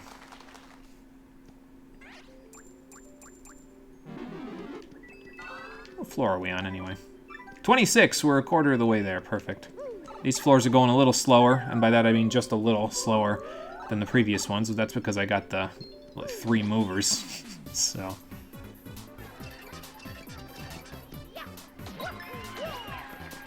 You literally had an end user yesterday who led off with, "I'm very computer illiterate." I mean, at least you're honest with yourself. Well, that's good, though. I mean, if it... Like, I feel better about it if people are like, no, I know my own limitations, that's why I'm asking you, because you're a little bit more of an expert at this than I am, you know? So, like, I feel better if people are like that, rather than being like, oh no, I can do it, and then just make an ass of themselves. I'm not gonna bother with that Sleepy Sheep. We don't need any attacking items, we just need those 2 boost sheets. And, I mean, we don't really even need to do that, use the boost sheets, but I'm gonna tattle on the final boss here, so that's why I'm gonna use them, just so we don't have to take any excess damage. Now, Sleepy Sheep, take the sheep.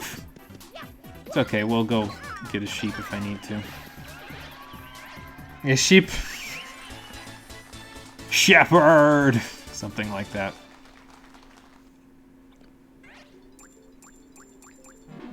Could even be Sleepy Shepherd, I don't know. It's kind of funny to me, though, because speaking of Mass Effect, I was wholeheartedly expecting the Legendary Edition of Mass Effect 1, 2, and 3 to be not as good of a... Like, BioWare's recent years output for the past like 5 or 6 years hasn't really been that great. So I was expecting the Legendary Edition to just kind of blow and be like inferior versions of the games. So the Legendary Edition of Mass Effect Trilogy comes out at the same time as the Shin Megami Tensei Nocturne remaster for PC. And as it turns out, the Legendary Edition is just fine, and there are very few bugs in it, at least as far as I'm aware.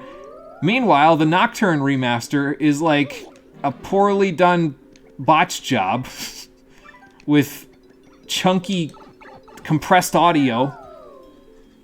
And it's like, you guys bothered to get new voice actors, but you still compressed the game audio? What? Excuse me? So it's like, how is this possible? That a company like BioWare can make a better... I mean, okay, so I don't want to talk too bad about BioWare. They have made a lot of good games in their time. It's just that it surprises me to no end that they could make a better remaster, considering their recent developments, versus Atlus, who literally were on the map because of their PS2 game output. And then they would take one of their most beloved PS2 games and be like, just throw it on the PC, whatever. It's fine. It's like, come on, Atlus, are you serious? The setup is disgusting. You would hate doing this. You feel like you're just cheating, yeah. That's why I wasn't so keen on doing this, to be honest, because I was like, this just feels like a cop-out, you know? But the problem is that there's no save points in the entire pit, so if I'm not doing it this way, we would have to sit here for, well, with the other two troubles, it would probably be a total of 5 hours on a stream, and I just don't have time for that, okay? Like, I got enough stuff to do. I don't have time to sit here for 5 hours and go through the pit contemplating my actions for every floor from 70 onward. So, I can't believe I hit that first strike. You want the fucking Nocturne remaster, but you've heard so much bad from it. So if you've never played Nocturne, it is a good way to play Nocturne for the first time, especially because of skill inheritance, okay? I will talk shit about the Nocturne remaster, but skill inheritance is the only thing that game needed. Now that you can inherit skills and they're not random in between the demons that you fuse, like basically if you've played any Persona game from Golden onward, the way that you do it in those games with skills is that you can decide which skills the next demon in the sequence inherits when you fuse new demons together. Nocturne didn't have that. When you fused demons, it was quote-unquote randomized which skills you got.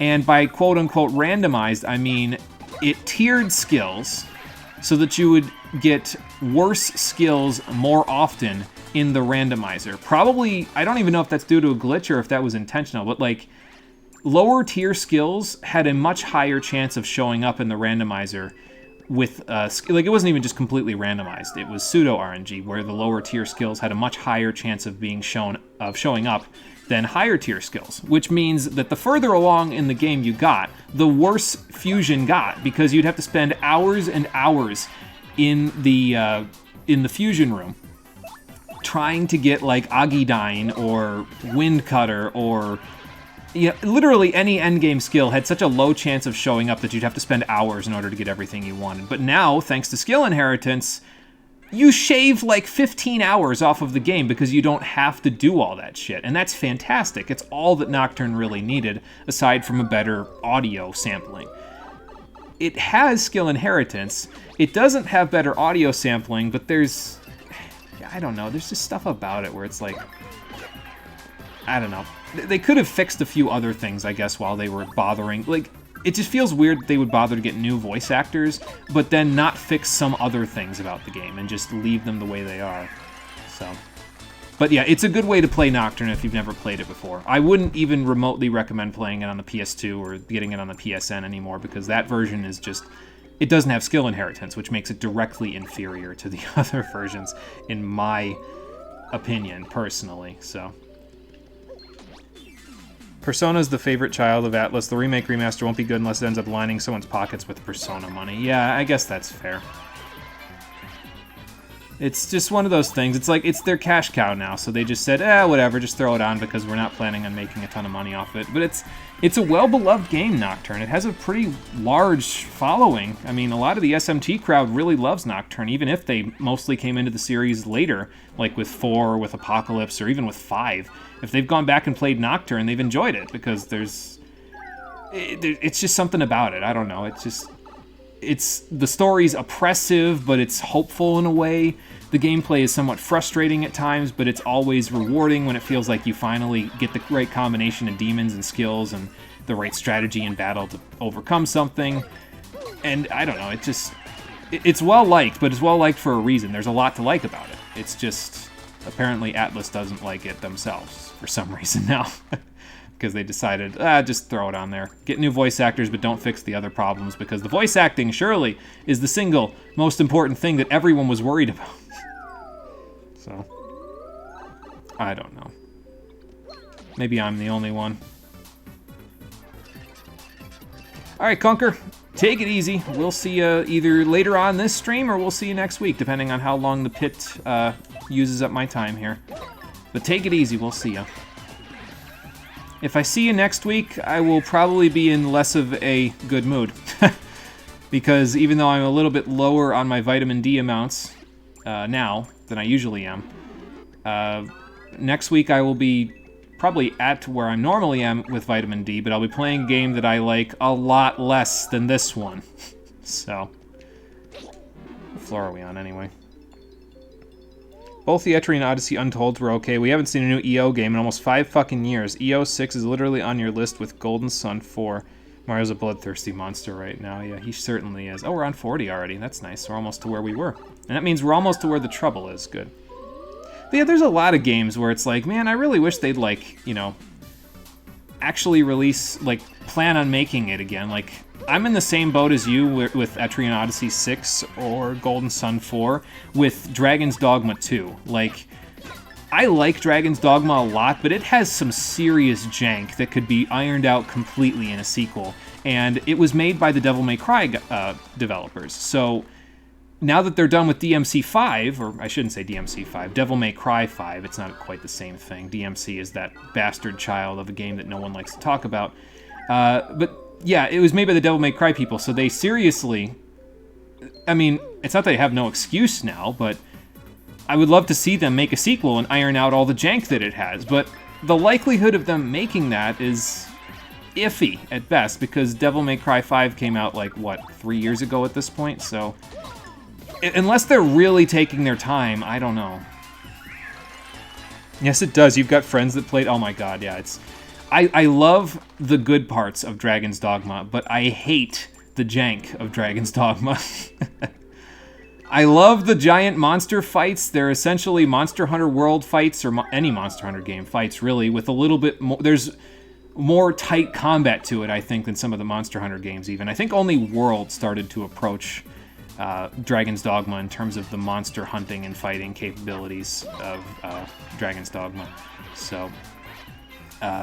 yeah, like, with World and On, I think it was a little... As a matter of fact, I heard at one point that it was like, Dragon's Dogma was a prototype for what they wanted to do in new Monster Hunter games, which I found kind of interesting.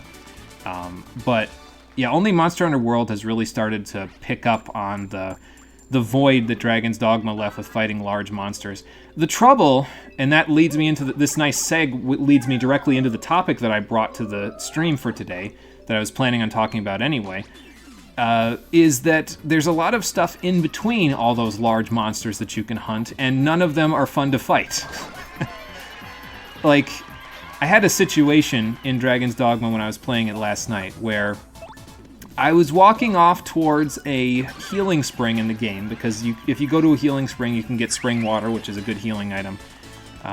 But mostly I was going to use it as a teleport point, so I could come back to it and heal myself whenever I'm on the world map, and I'm like dying because I just got into a big fight, so then I could teleport to it, heal myself, and then keep going. So I was out in the middle of this area near this old ruined castle that I was not supposed to be going to yet, because it's full of bandits that are at a high level. And the bandits that are outside the castle are also at a decently high level. And I had no recourse for them because I was playing on a magic class, and they don't have, like, any evasion properties whatsoever. If you get hit, you get hit. There's no iframe abilities, there's no dodge roll, nothing. You just get hit. So I had no recourse, and I was out in the middle of a field near a beach, and there was about 40 bandits in 2 separate locations, all of which took multiple level 3 spells to kill, because I was like in the low to mid 20s in my level. Yeah, the mini kaiju fights sprinkled around Monster Hunter is a series. Yes, exactly. Yeah. there's quite a few of those in Dragon's Dogma as well. It's just that they're situated in the middle of a bunch of bandits, or a bunch of goblins, or a bunch of wolves, or a bunch of harpies, and like 80% of the fights in the game are with things that you don't want to fight. Like, human enemies in Dragon's Dogma are the worst. They are absolutely atrocious to fight, because they basically behave similarly to you, except they're janky, because like they have skills that you can use. But they'll like walk away from you, and then they'll just stand there and they'll let you kill them sometimes. And other times they will ignore every single fucking thing, including, for example, a Cyclops in the direct vicinity of all of them. They will ignore that Cyclops, run directly at you, and start killing you because you're the biggest threat there, not the 30-foot tall, one-eyed monster that's destroying their camp and killing their friends. No, that's not the biggest threat. It's like, come on. And that's what happened, is I was killing these bandits off, and there's just a Cyclops chilling down near the beach, and he decides to walk over, and I'm like, okay, cool. Once I'm done with these bandits, I'll go kill the Cyclops. It'll be fine. And then the bandits took longer to kill than the Cyclops, which is ridiculous, because it's a Cyclops. First of all, the Cyclops should be harder to kill than the bandits surrounding it, okay? Like, if you're gonna have a Cyclops, it needs to be stronger than the enemies surrounding it, even if those enemies are in large numbers. So that's the first thing. What floor are we on? Because I need to go to 50. 48. So 2 would take me to 49, 50. I'm not even gonna risk the mover. I'm just gonna go. I know, I'm pretty sure that I would go to floor 50 with the 10 coins, but I don't want to risk accidentally going to 51, so yeah. But yeah, so there's like 20 bandits, and they're all just running after me, trying to kill me, shooting me with a bow from 7,000 yards away, even though they shouldn't be able to shoot me from that far away. And I mean, it's not doing that much damage to me because I was playing on normal mode, but like, you're playing on hard mode, the bandits with bows two-shot you. No matter what point in the game you're at, the bandits with bows two-shot you, because on hard mode, enemies do 4.5 times more damage to you, while you do the same amount of damage you normally do to them. So, not fun. Yeah, the AI is trying to be Galaxy Brain. Here's the funny thing about the AI, though, is that... Oh, here's the graffiti, by the way, so let's read it first before we get rid of it. It's not like the diary on the train, where it's like you can't read it, but... Graffiti on the wall says, Swab's wish, I want to get married to Bobolink, my dear love, in a shocker wedding. I want us to have 22 kids so we can start a soccer team, Shablooey. I feel like that's a movie reference. This graffiti was scrawled on with fierce hand. It might never come off, unless you use another bomb to do it. Excuse me. And there you go. He just blows up the chunk of the wall where it's written, and it's gone. So now, if you want, you can go back up and you can go see Swab, and he'll give you your reward. But we're going to go all the way down because we got 50 more floors to go. But here's the funny thing. Let me resume my conversation here. Yeah, 4.5. Damn, even Expert Mode in Modern Etrian Odyssey isn't that bad. Yeah, it's it's atrocious. Here's the funny thing, though, about hard mode, before I get back on my subject. On hard mode, the enemies in the main game, where most of the jank in the game actually is, the enemies in the main game do 4.5 times the normal damage to you. And the defensive abilities that you can get in the game, they're called augments. They only reduce attack power by like... Well, actually, no, that's not the normal way in hard mode. On normal mode, they reduce it by like a paltry amount, like 30 or 50 or something like that. But on hard mode, they reduce it by more. So it balances itself out a little bit, but still, 4.5 times damage is a lot. And, I mean, you'll get 130 extra defense from those augments, but like, still, that's not going to offset it on higher levels, you know? But anyway, back to the subject. So the Cyclops was doing what it was supposed to do. And me personally, I prefer it in games that have lots of different groups of enemies, like enemies that would normally be enemies with each other, right? So like humans and a Cyclops.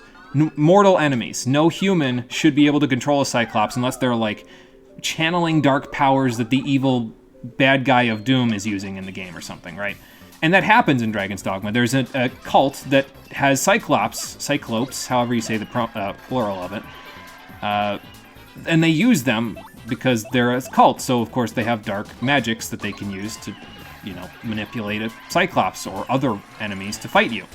That's fine. In that case, it's fair, because they're using dark magical powers to control something that's a hulking monster that would never be controlled by humans normally. There is no sign that this Cyclops is tamed. There are no chains. There is no large food. It's just a beach with a bunch of dilapidated, old, broken boats on it. There's no food on it. There's no chains. There's no sign that these bandits have in any way tamed this Cyclops. And the Cyclops knows that, because its AI is actually whacking all of the bandits while I'm running around in circles trying to kill all of them one by one. So the Cyclops is probably aiming for me, but it's also whacking them and actually friendly firing them. Now, in a normal situation, in a video game that is programmed properly, the Cyclops and the bandits would be fighting each other when I get there. They're not fighting each other. The Cyclops is flailing randomly trying to hit me. But the bandits, they could give a shit less about the Cyclops. It doesn't matter that the thing just swatted their brother out of the air and murdered him in 2 swings when it takes me 50 fucking fireballs to kill him. Doesn't matter. They're just coming after me. At complete ignorance to the Cyclops. Why? What did I do? I'm a level 23 sorcerer.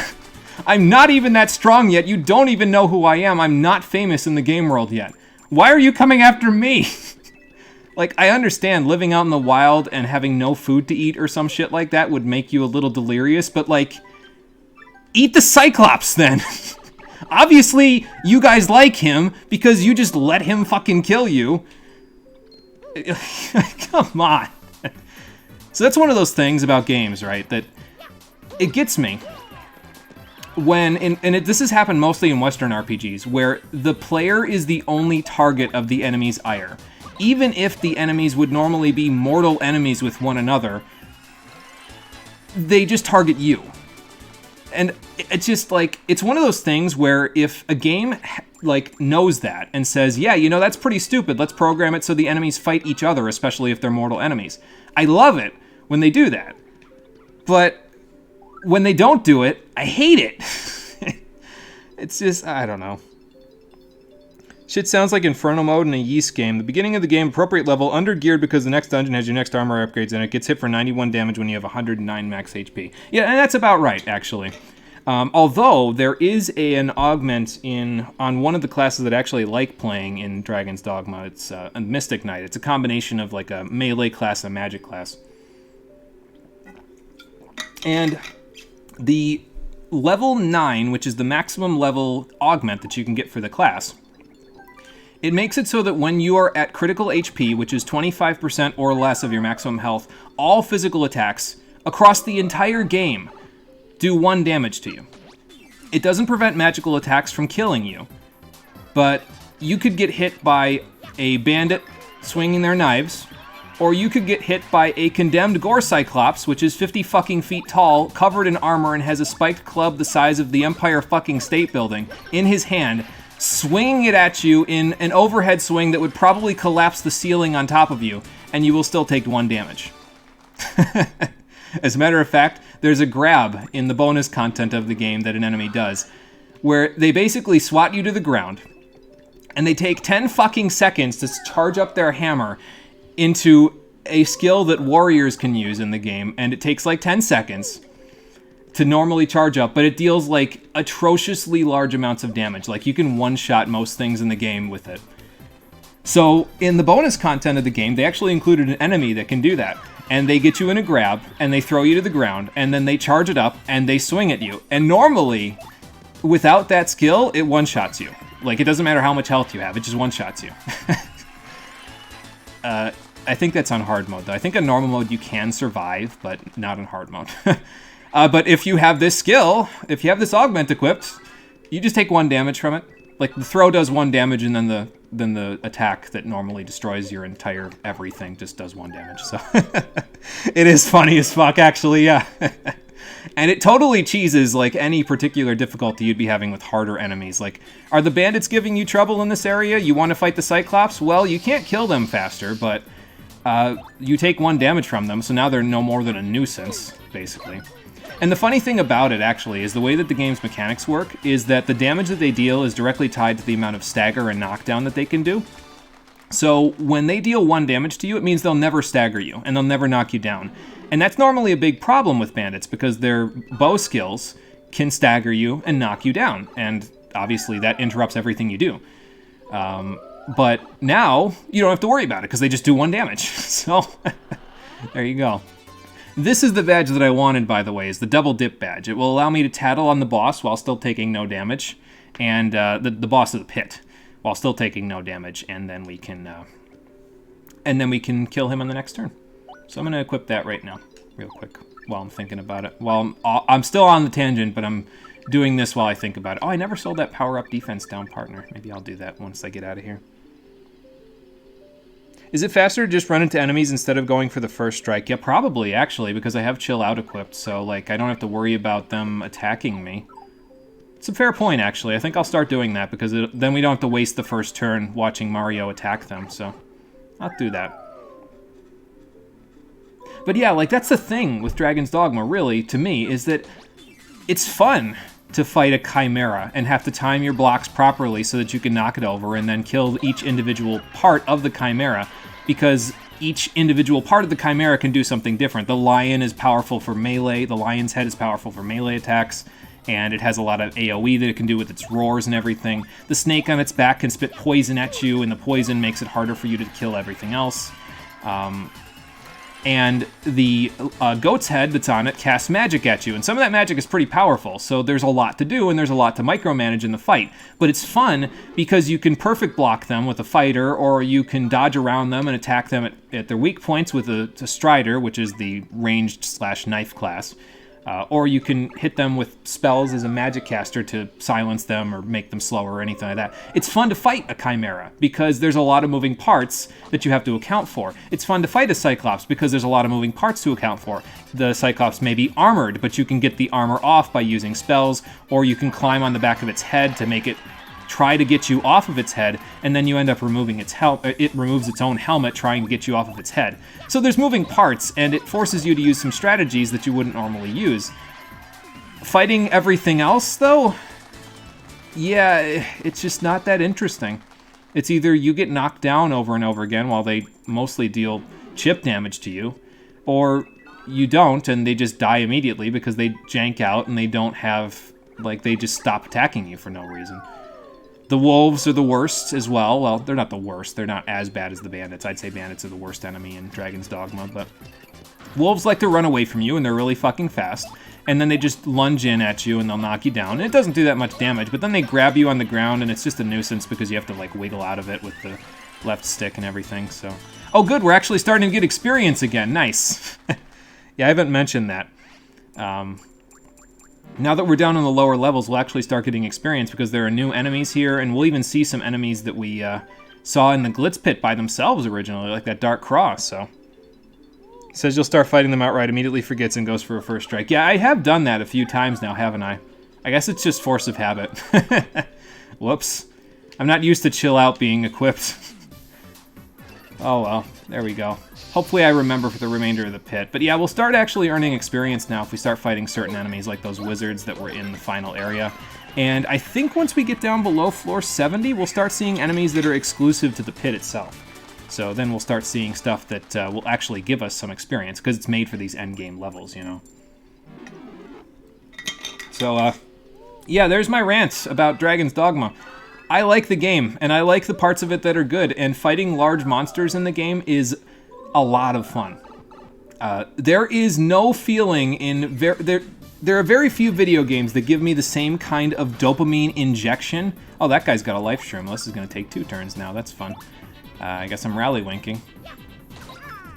Yeah, there are very few video games that give me the kind of dopamine injection that the song Imminent Triumph gives me when it plays while you're fighting a large enemy and you've toppled it over and now there's a vulnerable spot so you can actually start doing lots of damage. When that music plays, it's a shot in the fucking arm. It's ridiculous how good it is. But the rest of it, I don't know. Thankfully, they did realize that this was a problem in the bonus content of the game. It's called Dark Arisen, and you go to this dungeon outside of the main game world, And there are a lot more large enemies to fight in that section than there are small enemies. So a lot of the jank that comes from exclusively fighting small enemies for 80% of the game is kind of gone in the bonus content, which is, I think, why a lot of people like that better than the main game content. So... Excuse me. You just thought it was funny that you immediately decided to go for first strike after saying might be fighting about, fine about fighting stuff outright. Yeah. Again, I think it's just muscle memory kicking in. I'm not used to it, So. Oh yeah, these enemies are new to the area. Dark Lakitus. Their stats don't matter. They have a lot of HP, and they can throw spinies, but who cares when I can do this, Yes, death is in that dungeon, actually, yeah. So you can fight the Grim Reaper in that dungeon as early as the first time you go there. And the first time you go there could be at level 10. So that's fun. Matter of fact, you could probably go there earlier if you don't do a lot of side quests in the early game. I usually go there like in the teens, because there's an item that you can get there if you do a Dark Souls-esque run through a few things and just like run past all the enemies to get a specific key. There's an item you can get that increases your discipline gain, which levels up your jobs faster by 50%. So... yeah, that's a really solid item, and I like going there early to get it, because leveling up vocations takes a while. Vocations are jobs in the game. They're the classes of the game, basically. So, yeah, low-level Reaper run, let's go. And the funny thing is that you can do that. The game even gives you... well, it doesn't give them to you until after the first time you see death, but there's these items in the game called Throw Blasts, and they're basically an explosive barrel in an item. I did it again, damn it. They're basically an explosive barrel in an item. And the game gives you like 20 of them in this one section of the dungeon because there's just a storeroom with a bunch of them in it.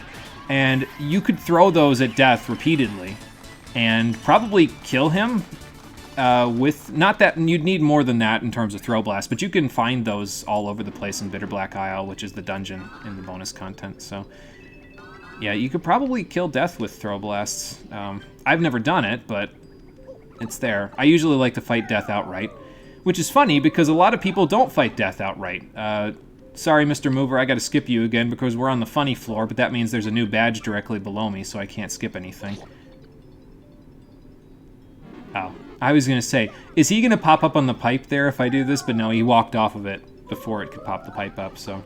actually, I think that was scripted. I think he scripted to walk off of it, so that's funny.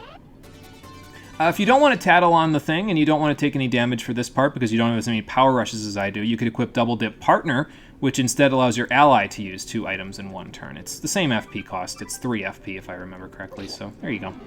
I'm not going to do that, but there you go. But yeah, I think you could kill death with Throw Blasts early in the game. So.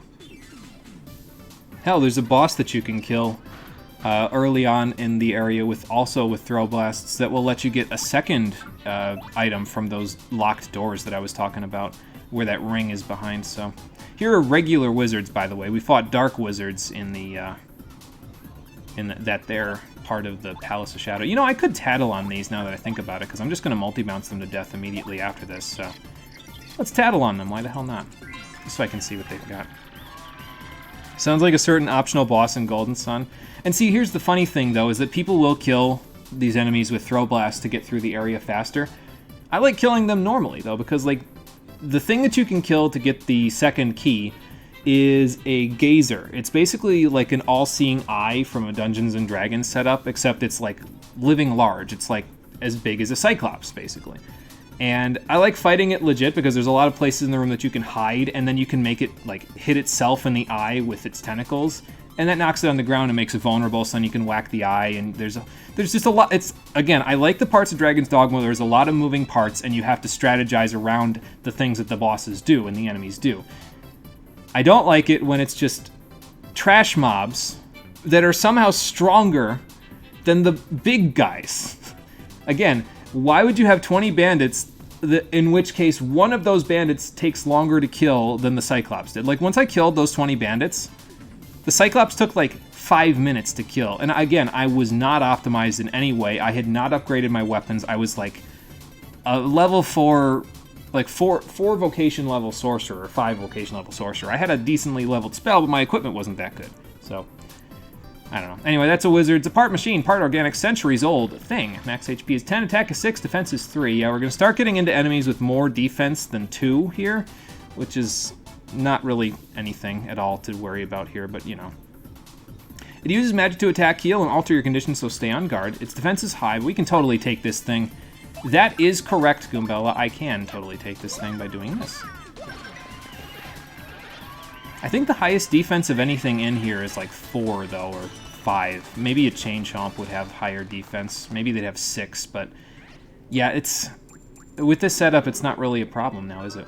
So... Just kill things.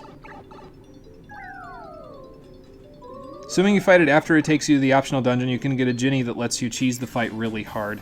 It inflicts Venom. Think of a harder hitting poison, not Pokemon Toxic, and the boss can get hit with Venom. Find it works most times try to inflict it. His boss gets 2 turns per round, so if you inflict Venom on turn 1 before it acts, it tends to die from poison damage after 3 to 4 rounds of combat. Oh, there you go. Well, that's one way to do it, I suppose. It lets you strategize a little bit by taking advantage of a boss weakness. That sounds like a lot of classic RPGs, actually, though, because some of them, like, if you go back to, like, the SNES days, they forgot to give them status immunity to certain things, so... Oh, look, 3 Dark Koopa Trolls. We fought a single one of these in the Glitz Pit, but, well, we took care of them pretty handily now, so... Oh, the boss also respawns if you leave the area it's in? Okay. So do people, like, farm it, then, for levels or something? I don't know how much experience it gives, but there you go.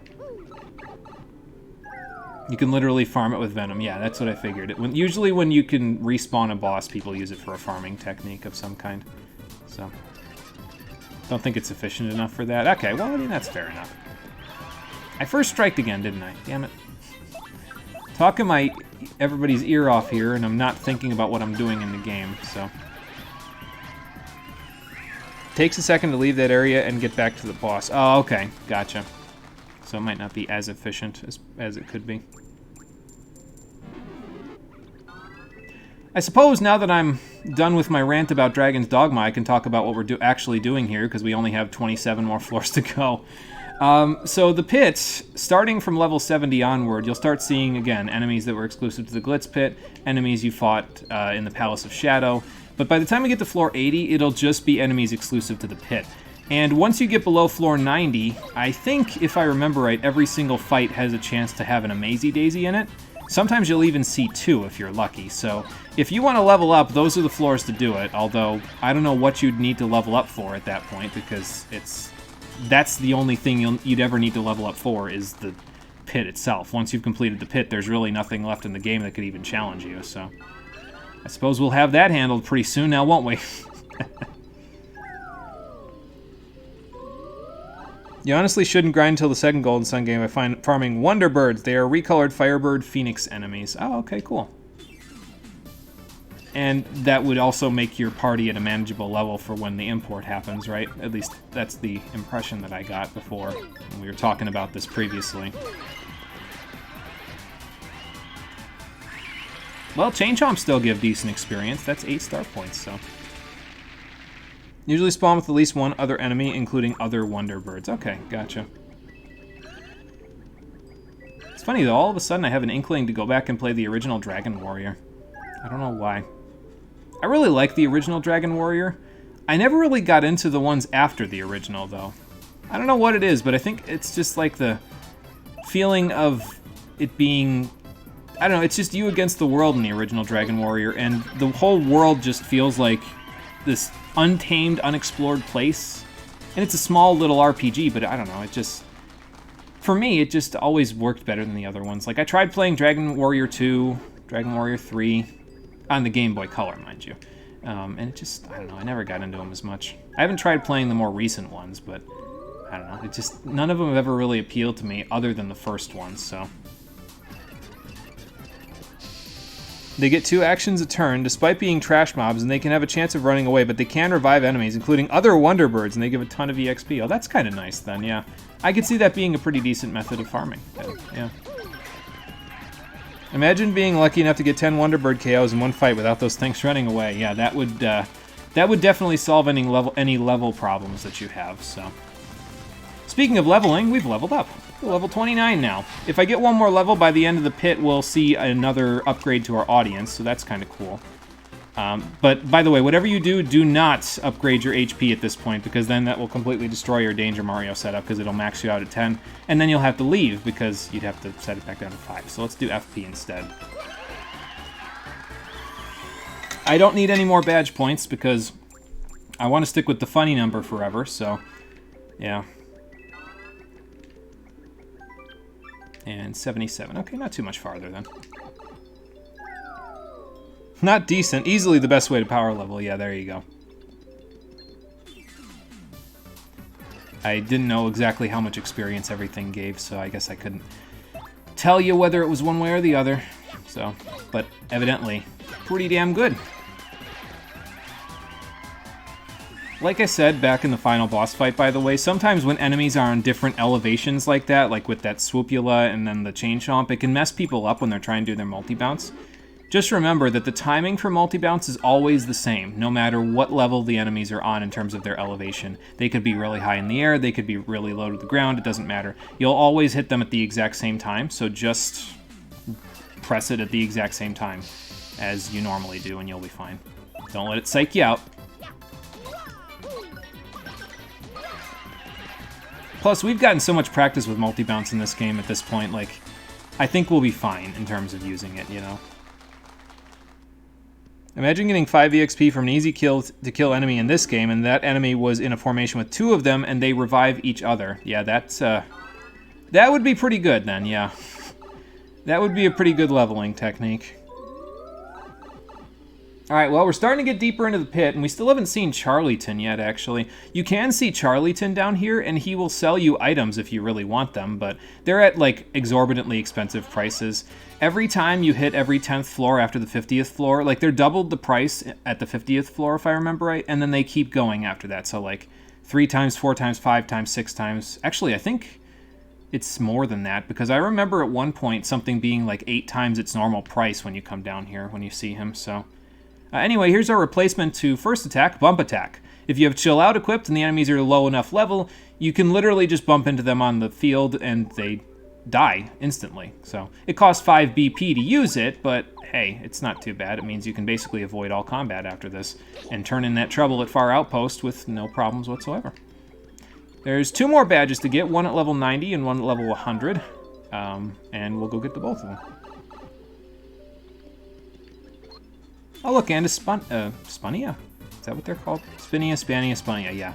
Oh, even 2 Spunnias, and some weird-looking spider things. Okay, Tarantulas.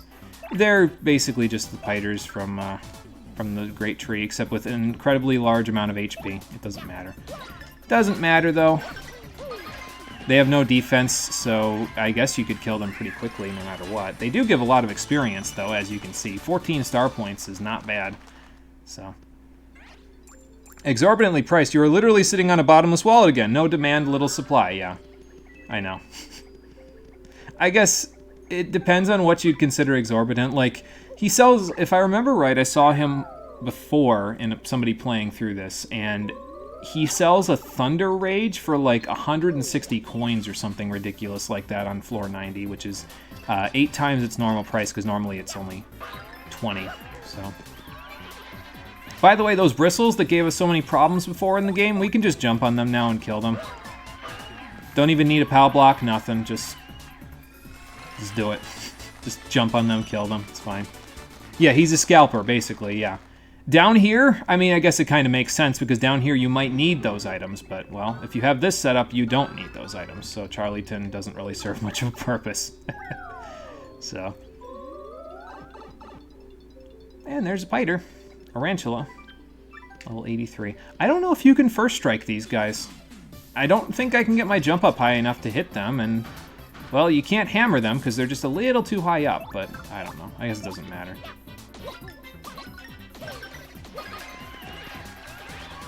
The trick that always helped me with multi-bounce's timing, by the way, is listen for the sound effect that happens when you successfully hit the command like that. Bada-ba-dung, bada-ba-dung, bada-ba-dung, that.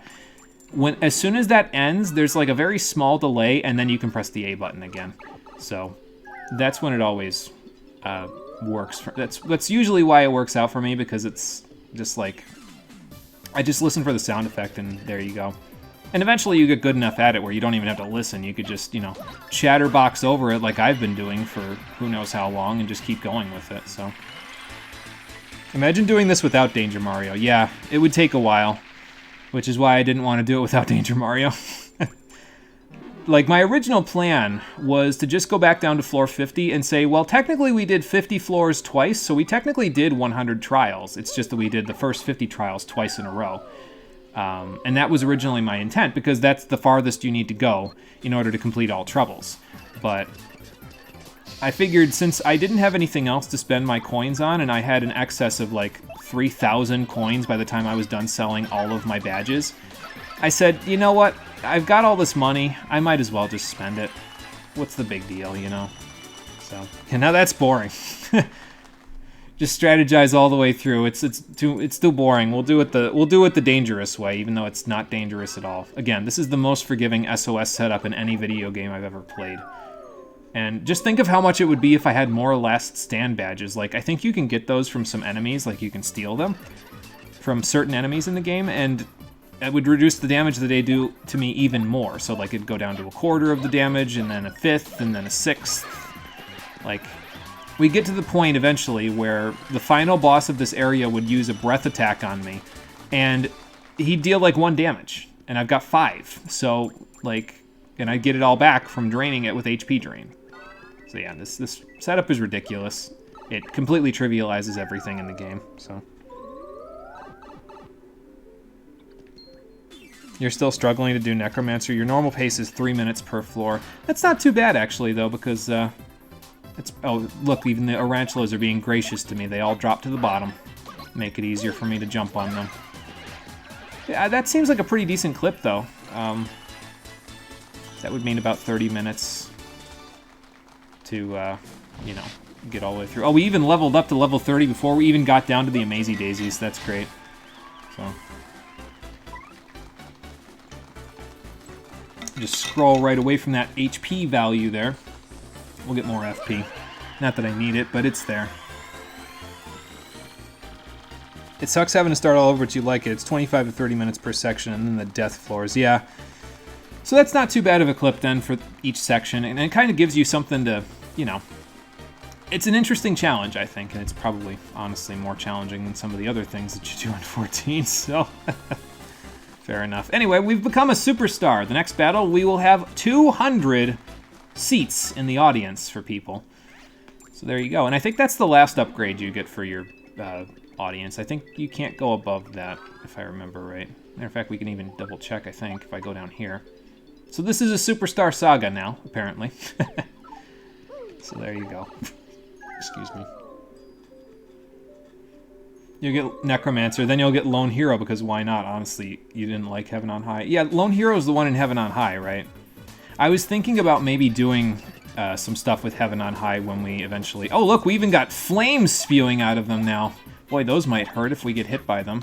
Good thing we'll never get hit by them. So that's cool. Yeah, I was thinking about doing stuff with Heaven on High when we covered Shadowbringers. Because we didn't cover it during Stormblood, because I didn't even really know much about it. So I said, maybe, maybe not. But, yeah, we might cover it when I do Shadowbringers. It might be a little hard to fit into my schedule of events, though, for Shadowbringers, because we already have a lot to do when in my plan of playing Shadowbringers, so. Let's see here. I wonder what level we're on at this point. We gotta be getting pretty close, so. Don't even think you know why you like Palace of the Dead so much. You start at level 1, you had to learn as you went. Heaven on High, you just start at 60. Yeah, I guess that's fair, because it kind of... You're not forced to learn the class in Heaven on High the way that you are in Palace, you know? Like, in Palace... Oh, we're actually at 90 now. That's good. We're almost there. Yeah, in Palace, you had to learn the class from the bottom, you know what I mean? So it was a good way of not necessarily learning how to play the class and other content, but it lets you get used to the skills and everything, so... In Heaven on High, it's just kind of like, okay, well, whatever. Anyway, we got a lucky day from this one. So this is pretty lucky on steroids. I think if I remember right, it's basically like 2 in 1. Unfortunately, it costs 7 BP to equip, so you might as well just equip 2 pretty luckies if you have them. And I did have 2 of them, at least, at one point. So It might be more than that, though. It might be 3, which would still not make it worth it because you could just equip 3 Pretty Luckies. You could use Lucky Day and Pretty Lucky in conjunction with one another, and that would be pretty good, but yeah, I don't know. I don't think it's that worth it. All right, last 10 floors. Let's do this. Use it as a teaching tool. Like, they changed Machinists like 3 times now, yeah, so sometimes you just gotta figure it all out, you know what I mean? And sometimes there's just too many changes to take into account for too long. Using Palace instead to learn how to play Machinist. Yeah, and I think that's a good idea, honestly. So, we got Elite Wizards and Poison Puffs down here. The Poison Puffs do what you think they do. They puff up and spew poison at you. The Elite Wizard is stronger than the normal Wizards because he's Elite, so... Are they strong enough to take a multi-bounce from a 25 Power Rushed Mario, though? Danger Mario, though? No. No, they are not.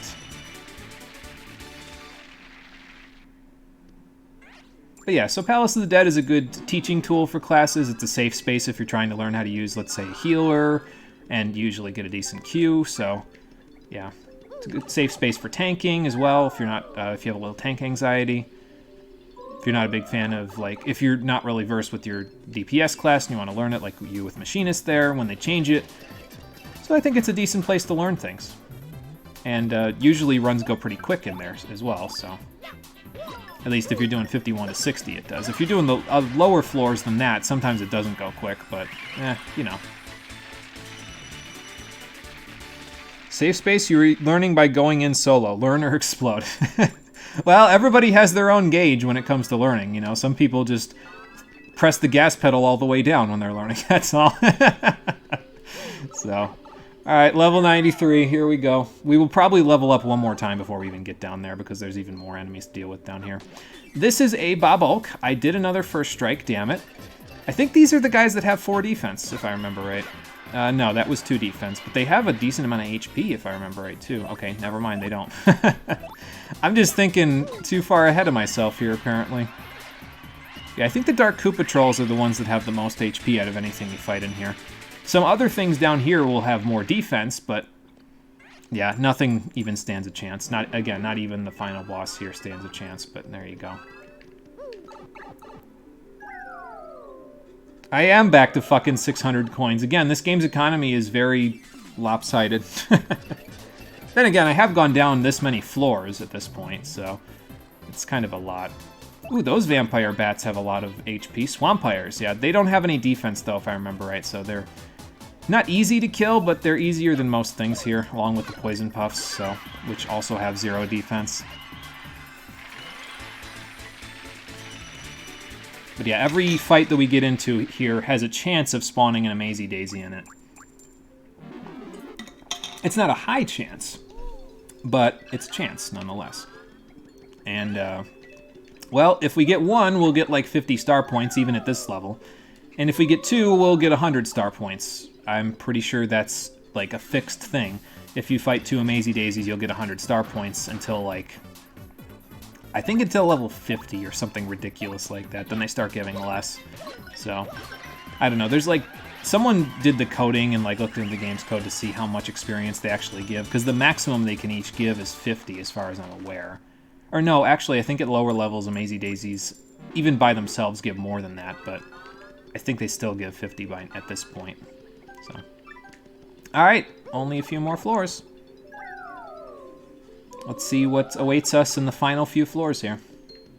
And we might not get lucky at all. We might not see a single Amazy Daisy here, which would be fine. We've already seen one, and, I mean, I didn't get to kill it, but that's okay. I don't need the experience for anything at all, so... Because this is the toughest challenge in Thousand Year Door, so...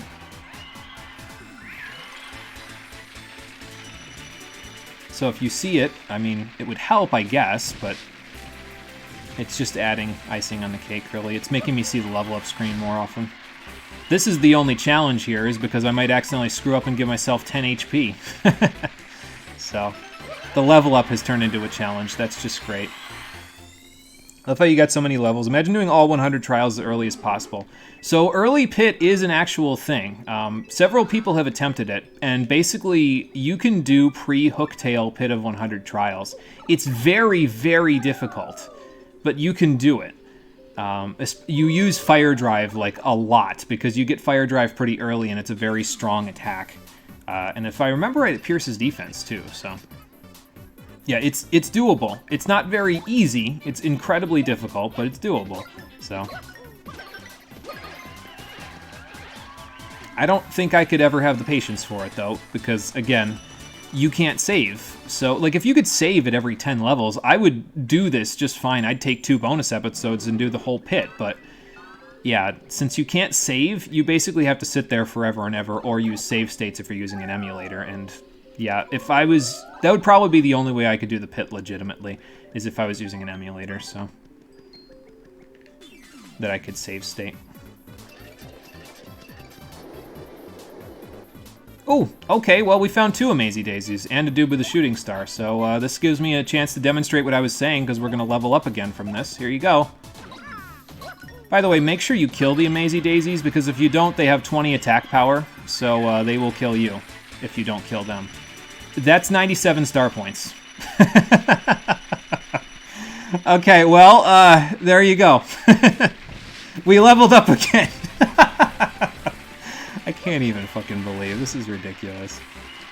I'm gonna end up with 70 flower points at this rate. Okay, anyway. There you go.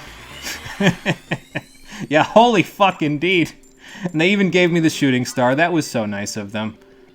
Thank you, Amazy Daisies. That was a nice little injection of experience at the end. I'll even take it with me. Might be a lucky star, you never know. Why am I checking my party? I'm checking Mario. We're level 32.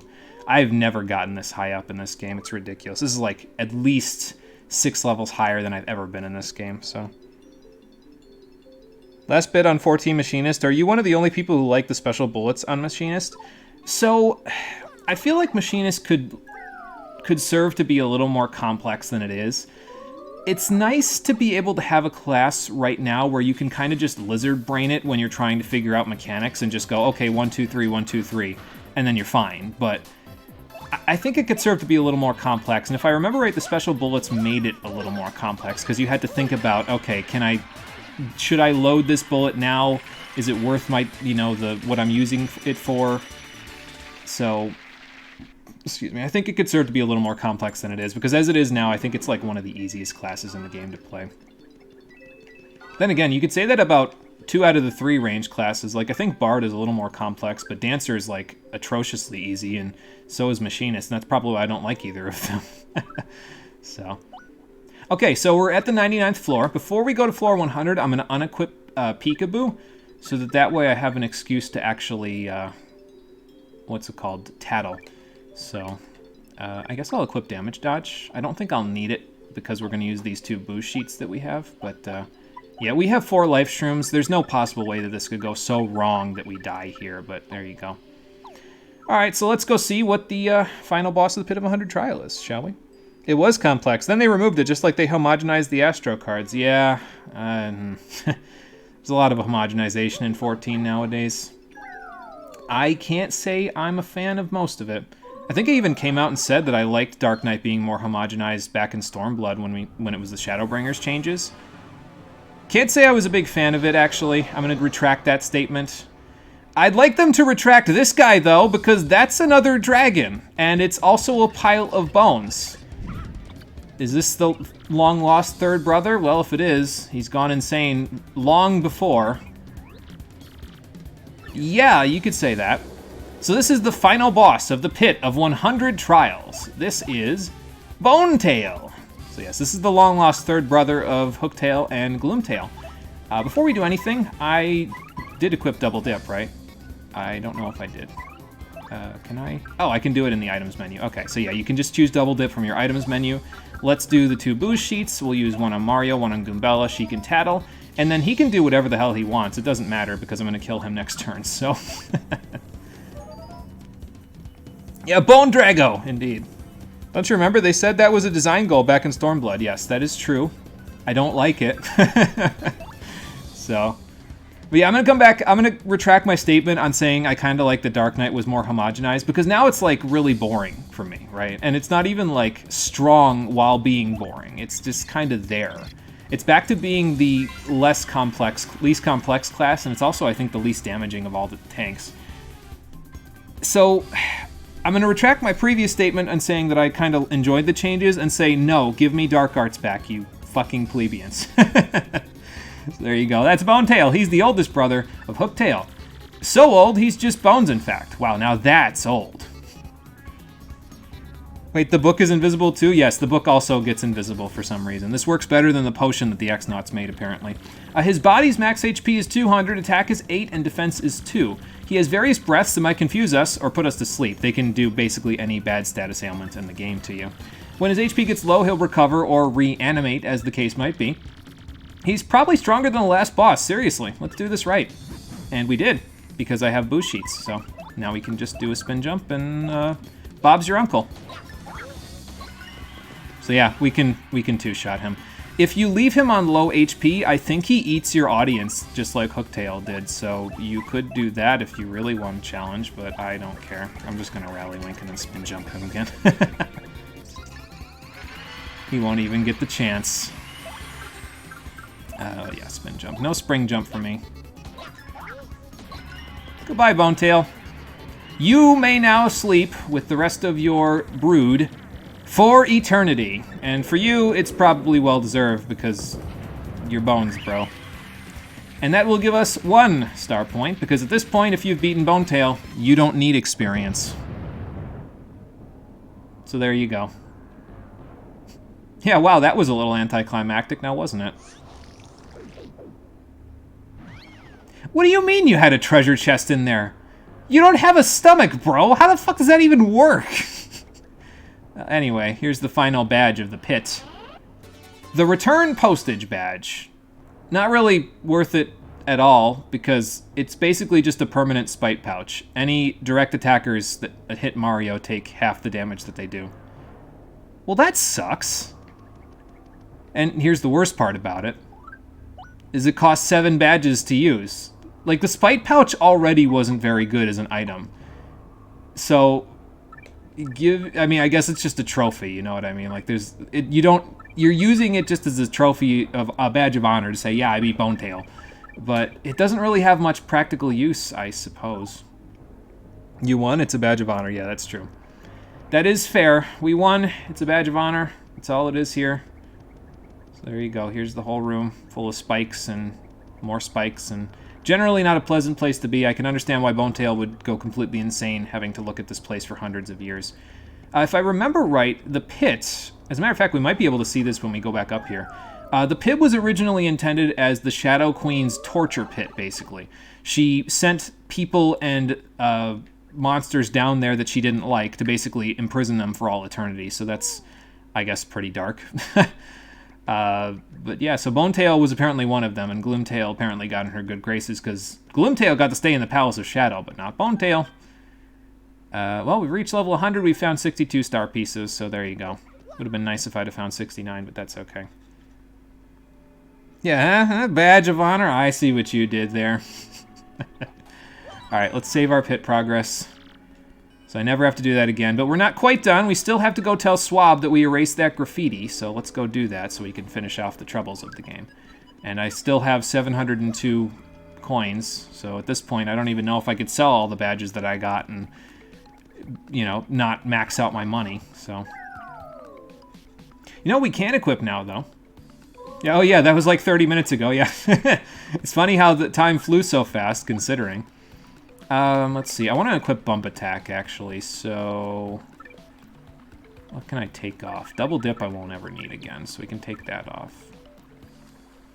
Flower Finder I won't need if I'm not fighting anything, so... Okay, there we go. Now we can have Bump Attack on. And I guess I'll stick First Attack on as well, just in case I accidentally jump on something, so I don't have to start a fight. So now, yeah, there you go. It's as simple as walking into them. The game is over.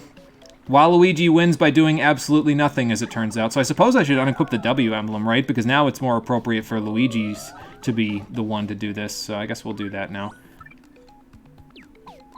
Because now I'm winning by doing absolutely nothing. So there you go.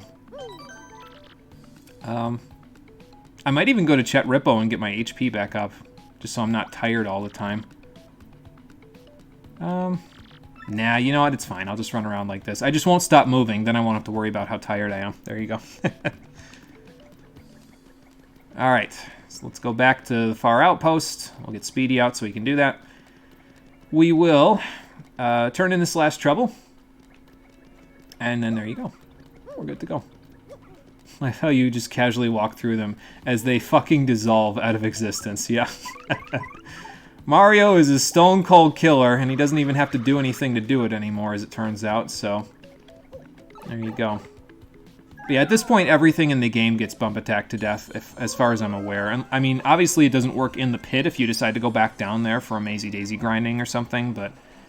Yeah, everything in the normal game, if I remember correctly. Even stuff in the Palace of Shadow just gets bump attacked. Take that, far outpost! Now I don't gotta deal with all your bullshit anymore. Now I can just have Speedy run right through everything here, and they all die, I think. Yeah, they still do. No, I'm gonna actively go out of my way to kill you with bump attack, because I don't feel like doing that shit again. Alright, we're back. Let's go tell Swab we erased that graffiti that talked about him wanting to get married to that probably villager here. I don't know who Bobo Link is, but there you go. You're not Swab, sorry. You're Gob. I already did your trouble. My bad. Alright, Swab, I've taken care of it for you. I did, yes. It was erased. It took the Admiral's bombing to do it, but that was good enough. Worked. Yeah, but I'm not a liar. Look at my face. Does this look like the face of a liar to you? Cool enough. Literally cool enough, because as it turns out, the reward for this final trouble is a snow bunny. I don't think it freezes you if you have Feeling Fine equipped, though, so it will refill 15 HP and then not freeze you, but, like, seriously, this is your final reward? Okay. No, my lips are sealed, man. I'm a silent protagonist, so your secret is safe with me. And that's it. We've done all the troubles in Paper Mario the Thousand-Year Door. I never have to do any of them ever again. Thank God. I love this game, don't get me wrong, but the troubles can eat a dick. Well, I won't even go that far. I think I'm just glad to be done with them, so I'm just, like, ventilating any and all frustration that they have ever caused to me over the years by viciously bump attacking everything in my way and telling the troubles to eat a dick. And that's why Ryuji is the first Phantom Thief to get upgraded by a lot of challenge runners, also proving that Ryuji is the best Phantom Thief. Well, yeah, insta-kill is pretty damn busted, so... Hell, insta-kill is even better in that game than it is in this game, because in this game, like... I mean, you don't even get a reward in this game for bumping into stuff and killing them. Like, in Persona 5, you still get a reward. I mean, if I had Heart Finder or Flower Finder equipped, I could still get stuff. As far as I know, you can't get items, but, yeah. Anyway. Hey, Amarella, welcome back. How you doing? You're just in time for me to show off Bump Attack, and by that, I mean Luigi wins by doing absolutely nothing, because I can bump right into enemies now and kill all of them. It took until the very end of the game when we've done all the challenges to get it, but there you go. Honestly, I think it would have been better, in my personal opinion, if they switched Bump Attack with Return Postage in the pit. Like, if you got Return Postage at, like, floor 80, and then you got... I mean, I guess I could see Return Postage being pretty busted, though, and if you got in floor 80. But, because the enemies down there deal so much damage, it's ridiculous, but, yeah, you know. Someone's playing Pokemon XD? Oh, nice. Glad to hear it. I'm glad there's at least still a few people covering that game. Although, if I remember right, it was decently popular when I played it, because it was, there was always at least one person playing it, and at the very least doing speed runs of it or something, so... Chetrippo, I'm gonna want to adjust out of my danger setting now, so you can take away some of my FP, bro, and give me my HP back, because I don't feel like being winded at all times. I'm not dupless, so do it for me, because I need something to use my coins on. Mute that real quick. Is that the right thing to mute? Yes, it is. Before I have problems with the copyright again. Yeah, we gotta let Mario be in tip-top shape because he's gonna need at least 10 HP to start with in the next RPG of his we play. Might be a little bit of a ways off for that one, though. I might take a Mario break like I'm doing for Pokemon, so... Yeah, lippity-skippity-skoo! He's got quite the incantations there, this guy, doesn't he? All right. And that's that. Danger Mario has been used. Now I no longer can use it, but I will never need it again because that's it. We're done with almost everything in Paper Mario the Thousand Year Door, actually. I've probably done about 98% of the game. There's obviously star pieces still to collect, and I haven't finished the catalog, but I think we got pretty close. Let's see, how far did we get? 107 out of 124 tattles, not bad. And probably we can go back and get most of the ones that we didn't get. Yeah, as a matter of fact, a few of them are just ones from the pit that we didn't do. So we got pretty close. I mean, I could get all badges, I could get all recipes. Excuse me. And I could get all star pieces, but yeah, I'm not really bothered by that. So let's go rest at the inn one last time. Be amongst our brother and Toadsworth and the innkeeper. And then we'll say our goodbyes to all of our partners, and we will part ways with them and move on to a different game. And again, when we move on to that different game next week, it's, well, suffice it to say, it's not exactly my favorite game. There's a reason why I called it a demon from my childhood, although it's actually more like a demon from my adolescence, all things considered. But, well, whatever. Oh, I don't even need to heal, do I? Because I got my FP back to full. Yeah, okay, well, we don't need to heal, so Luigi, Toadsworth, I'll meet you there, and then we'll sail back to the mainland and get into another adventure with Mario at a later date. But for now, that's going to do it for Paper Mario the Thousand Year Door, the Stream Edition. Hope you enjoyed this bonus episode where I blitzed directly through the Pit of 100 Trials in no time flat. Even talking my everybody's ear off, it only took like an hour and 15 minutes, but well, there you go. Yeah, so hope you enjoyed it. We'll be back next week for a new game, and it's going to be a couple of shorter projects before we move on to a longer project, and then we'll be on the last GameCube game that I have to play. But thank you for watching, everybody. I appreciate you coming out to Twitch and YouTube to check out the stream. I will post the schedule for next week in just a little while after... actually, no, today's not Saturday. Today's Friday. So tomorrow, about 7 or 8 o'clock p.m. Eastern Standard Time, I'll post the schedule for next week, which will be in Eastern Daylight Time. My plan at the moment is to stream again on Monday at 4:30 p.m. Eastern Daylight Time, because I specifically want to name the first episode a very specific title that I can only name it on Mondays, because of what kind of game it is, but we'll get to that in a little while. Until then, or wherever I see you next around the internet, take care, and have a good one. Mario, I know we've fallen asleep at this save block a bunch of times at this point, but if you need to sleep, bro, you should probably take Speedy to the inn, because I'm sure both of us could use a well-deserved rest after all the crap we did today.